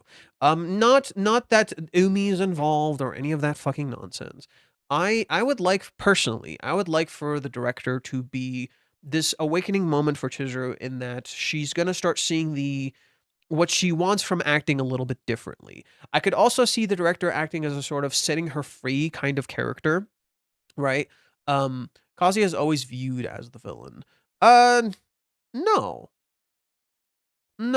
Right now in the story, he's definitely being viewed as the victim. Like that's the presentation that's kind of happening here. I don't really view him as the villain. The fans, sorry, not the fans, the Western people love to view him as the villain, right? The Western people love to view him as the villain. But Kazuya in turn doesn't view himself as the villain. There's this contextual, there's an external contextual element, making him look like the villain. You know, there's this external element making him look like the villain. But not once have I seen Chizuru as the damsel in distress. That never really seemed like the case. You know, like have any of you had that read where Chizuru looks like the damsel in distress? Like you only have that read because of me. You only have that read because of me, but if you look at it on the surface level of how the text is presenting itself, Chizuru is not a damsel in distress. That's not how the scene is being read. Even when Chizuru, like when Kazuya carried her home, yes, she was a damsel in that regard. But then she kisses him, and you're just like, oh, what the fuck? And Minnie is actively framing Chizuru as though she is the villain. So no, it's literally flipping the script. Chizuru is being framed as the villain, and Kazuya is her victim. That is literally the reading. That is the presentation of the scene. You have the internal monologue, which is Kazuya not truly seeing himself, that he is the villain, that he is his own villain, that he is in some ways the monster that he is denying, because he's literally running away from himself. He's running away. He's trying so hard to be the hero. Kazuya wants to be the hero. He has to accept that he is the villain. In accepting your own villain role, you can start to truly become the hero because you have recognized what you have actually done. You need to actually recognize what you fucking did. And Kazuya is not recognizing that. Everybody is either viewing him as like literally, isn't he literally everybody's victim? Right? He's Ruka's victim, he's Chizuru's victim, technically he's Mommy's victim. Isn't he literally fucking everybody's victim? Everybody is saying, oh, he should just end up with this character or this character or this character, right? Kazuya doesn't deserve all this pain. So, like, there's a lot of people who are, like, advocating for him. And then there's the Western people who, like, barely fucking engage with the manga, and they're just like, oh, Kazuya's the worst. That's just it, right? In contrast, now Chizuru is being framed as the bad person because that feels like the intentional narrative direction. In reality, Chizuru is not the villain. I think that I just really adamantly disagree with that reading that Chizuru is being framed as the damsel in distress. That is not the framing. That is not the framing. It looks like Chizuru is having a great. Look at this chapter very carefully, please. You start the chapter with Kazuya freaking the fuck out. He's having a horrible fucking time. He's on the verge of tears. He's got sexually assaulted. You're like, Jesus Christ, Kazuya is going through a bunch of shit. And then you get to Chizuru, and she's in fucking glee mode. And she's apologizing, and everybody online says, yeah, you should apologize. See what I mean? Everyone's saying, yeah, Chizuru should apologize. You don't understand how many Japanese fans I've heard say, yeah, Chizuru should apologize to Mami and Ruka. And then when I shared my side of the picture, where I'm just like, okay, but what about like what Ruka and Mami did to Chizuru? And they're like, oh my god, I didn't think of it that way. Holy shit. So seriously, if the Japanese fans are looking at it this way, and they're the target audience for Reiji, and what Ruka and Mami says sounds reasonable at surface level, then Chizuru is not being framed as the damsel in distress. She is being framed as the villain when she's the damsel, when she's the one in trouble, right? In particular, the trouble is not in the acting itself, but in the emotional turmoil that Mami, Ruka, and Minnie have caused her, not acting itself. I don't think so. Now, I could see some sort of acting issue occurring. Definitely. I could definitely see that happening. There seems to be some sort of setup there for that, whether it be Miho, whether it be the picture Umi took with Kazuya, whether it be Umi interacting with Kazuya. There could be some sort of scandal-like thing occurring, maybe from rental or something else. But I don't think it's going to be resolved, nor do I think it's going to be, oh, good will triumph. It's not about good. Reiji is actually questioning what is good and evil. Reiji is literally questioning what is good and evil, and I think to say, oh, good is going to triumph in the end is defeating the purpose. You know, the idea is to accept the good and evil as they are, and that society is all about perception and how we view the world around us, not whether someone is good or bad, or that good will triumph, or blah blah blah blah. I don't know. That's not how I read it. Now, I do think there could be something with the director or something, like offering Chizuru, you know, maybe this is what you want, and that helps her open her eyes that this is not what she wants, and that she could build the future that she desires with Kazuya in a different way. I could see that. Okay. Not to self, always remind me all the time that I'm here, the love story of a manga, not sexual self stuff, boyfriend or girlfriend, G or that kind of stuff. No, I don't know what that means.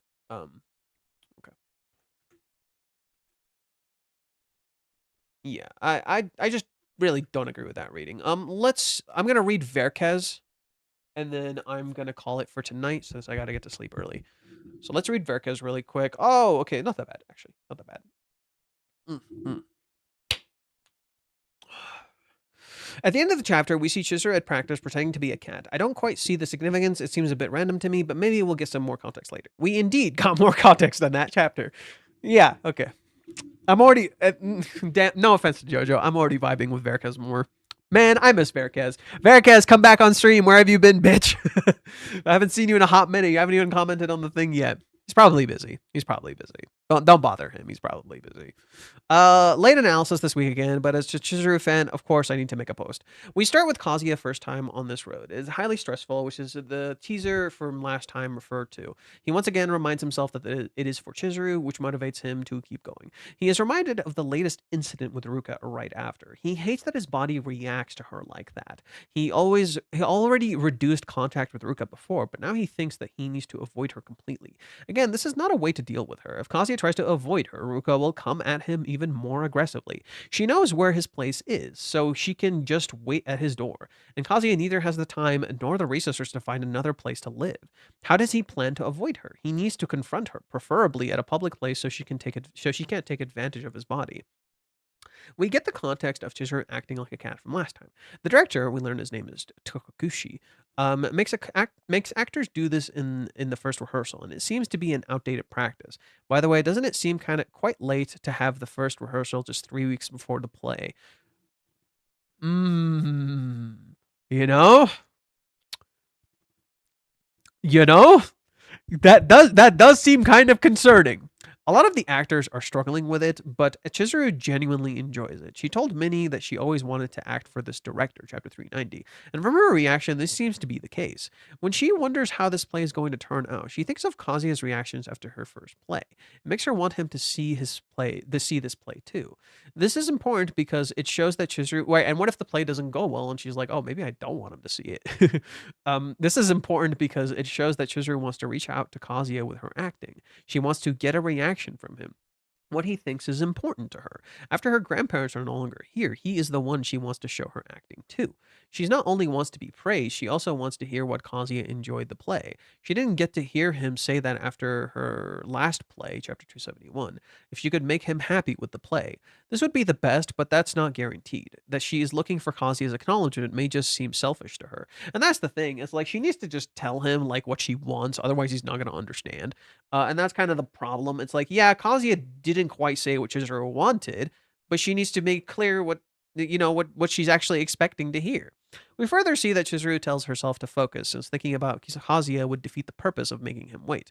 This confirms that she's trying to prioritize her play, and it also shows that she's having a hard time with it. It does not mean that the play is more important to her than Kazuya. She needs to actively stop herself from thinking about him because she would prioritize him if she didn't do that, which, yeah, would defeat the purpose because your whole point is to succeed in the play, right? You want to do the efforts into the play and you're doing it for that. So if you focus on him, then you're undermining the reason you're not even talking to him. She thinks she has no right to think about him when she made him wait to focus on the play.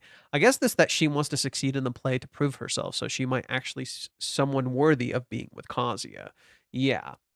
She literally wants to transform and become someone worthy of being with Kazuya.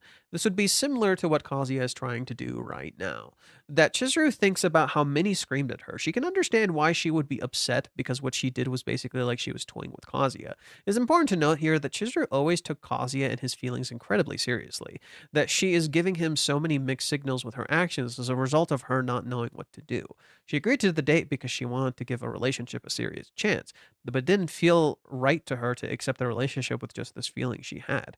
She rejected him so that she could find someone so he could find someone more worthy, but he didn't accept that.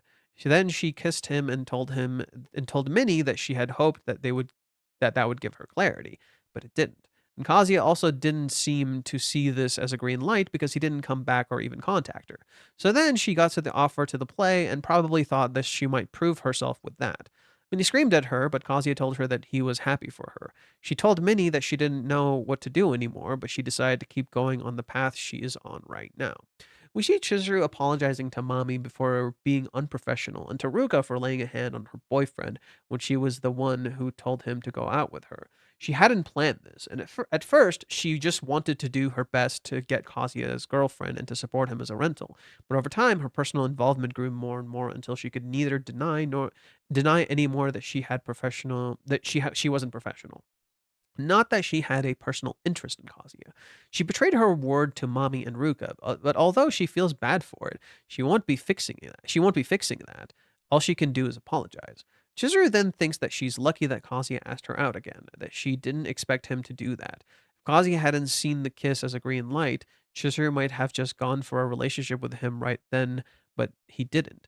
He said he would be waiting, and she probably assumed that his patience had run out and that he'd only react again if she sorted herself out. But he contacted her and asked her out again, even though she didn't yet do anything to prove herself. And I think that plays directly into this idea that feelings change, right? Like she thinks Kazuya's feelings might change. Yeah. I mean, but and from her perspective, he has every right to. But not just because, not just because he's gonna fall out of love with her, but because she has every right to. He should, you know.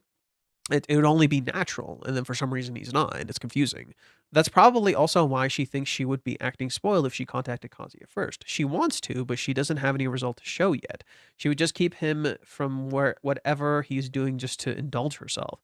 But no matter if she will actually have anything to show at the end of this 1.5 month, Kazuya has already given her something to look forward to. This is more than she feels she deserves, so she feels bad for being excited about it.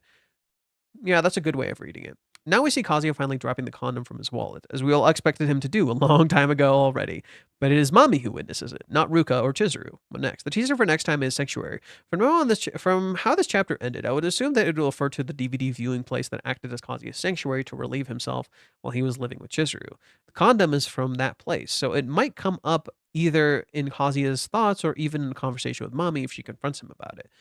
Yeah, and that was something he hid from Chizuru, interestingly enough. He hid his little sanctuary from Chizuru, and he felt bad about that. Actually, I think she's less of a mess. I think the problem is quite clear to her, but she can't see a really good solution. Well, she is a mess, but not the kind of mess that you think. The the situation with Chizuru is more of like trauma and blame, you know?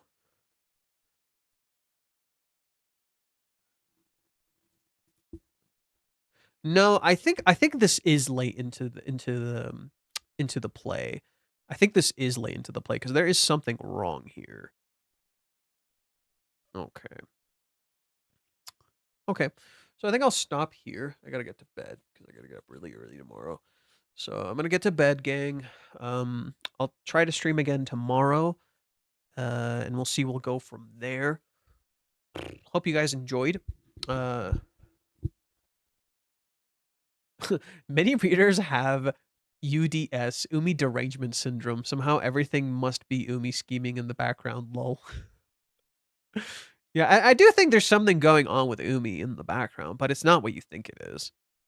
I literally just don't think it's what you think it is. I think the story has in many ways already told us a lot about Umi, and we're just kind of misunderstanding the situation. But yeah, I think I'll call it here. I gotta go to bed. I'll stream again tomorrow, hopefully, and then we can talk a little bit more. I'll see if I can write something else on Twitter in the meantime, but if not, it's what it is. Thanks for watching, gang. Have a good day or night wherever you are, and I will see you another time. Good night. Goodbye. Have a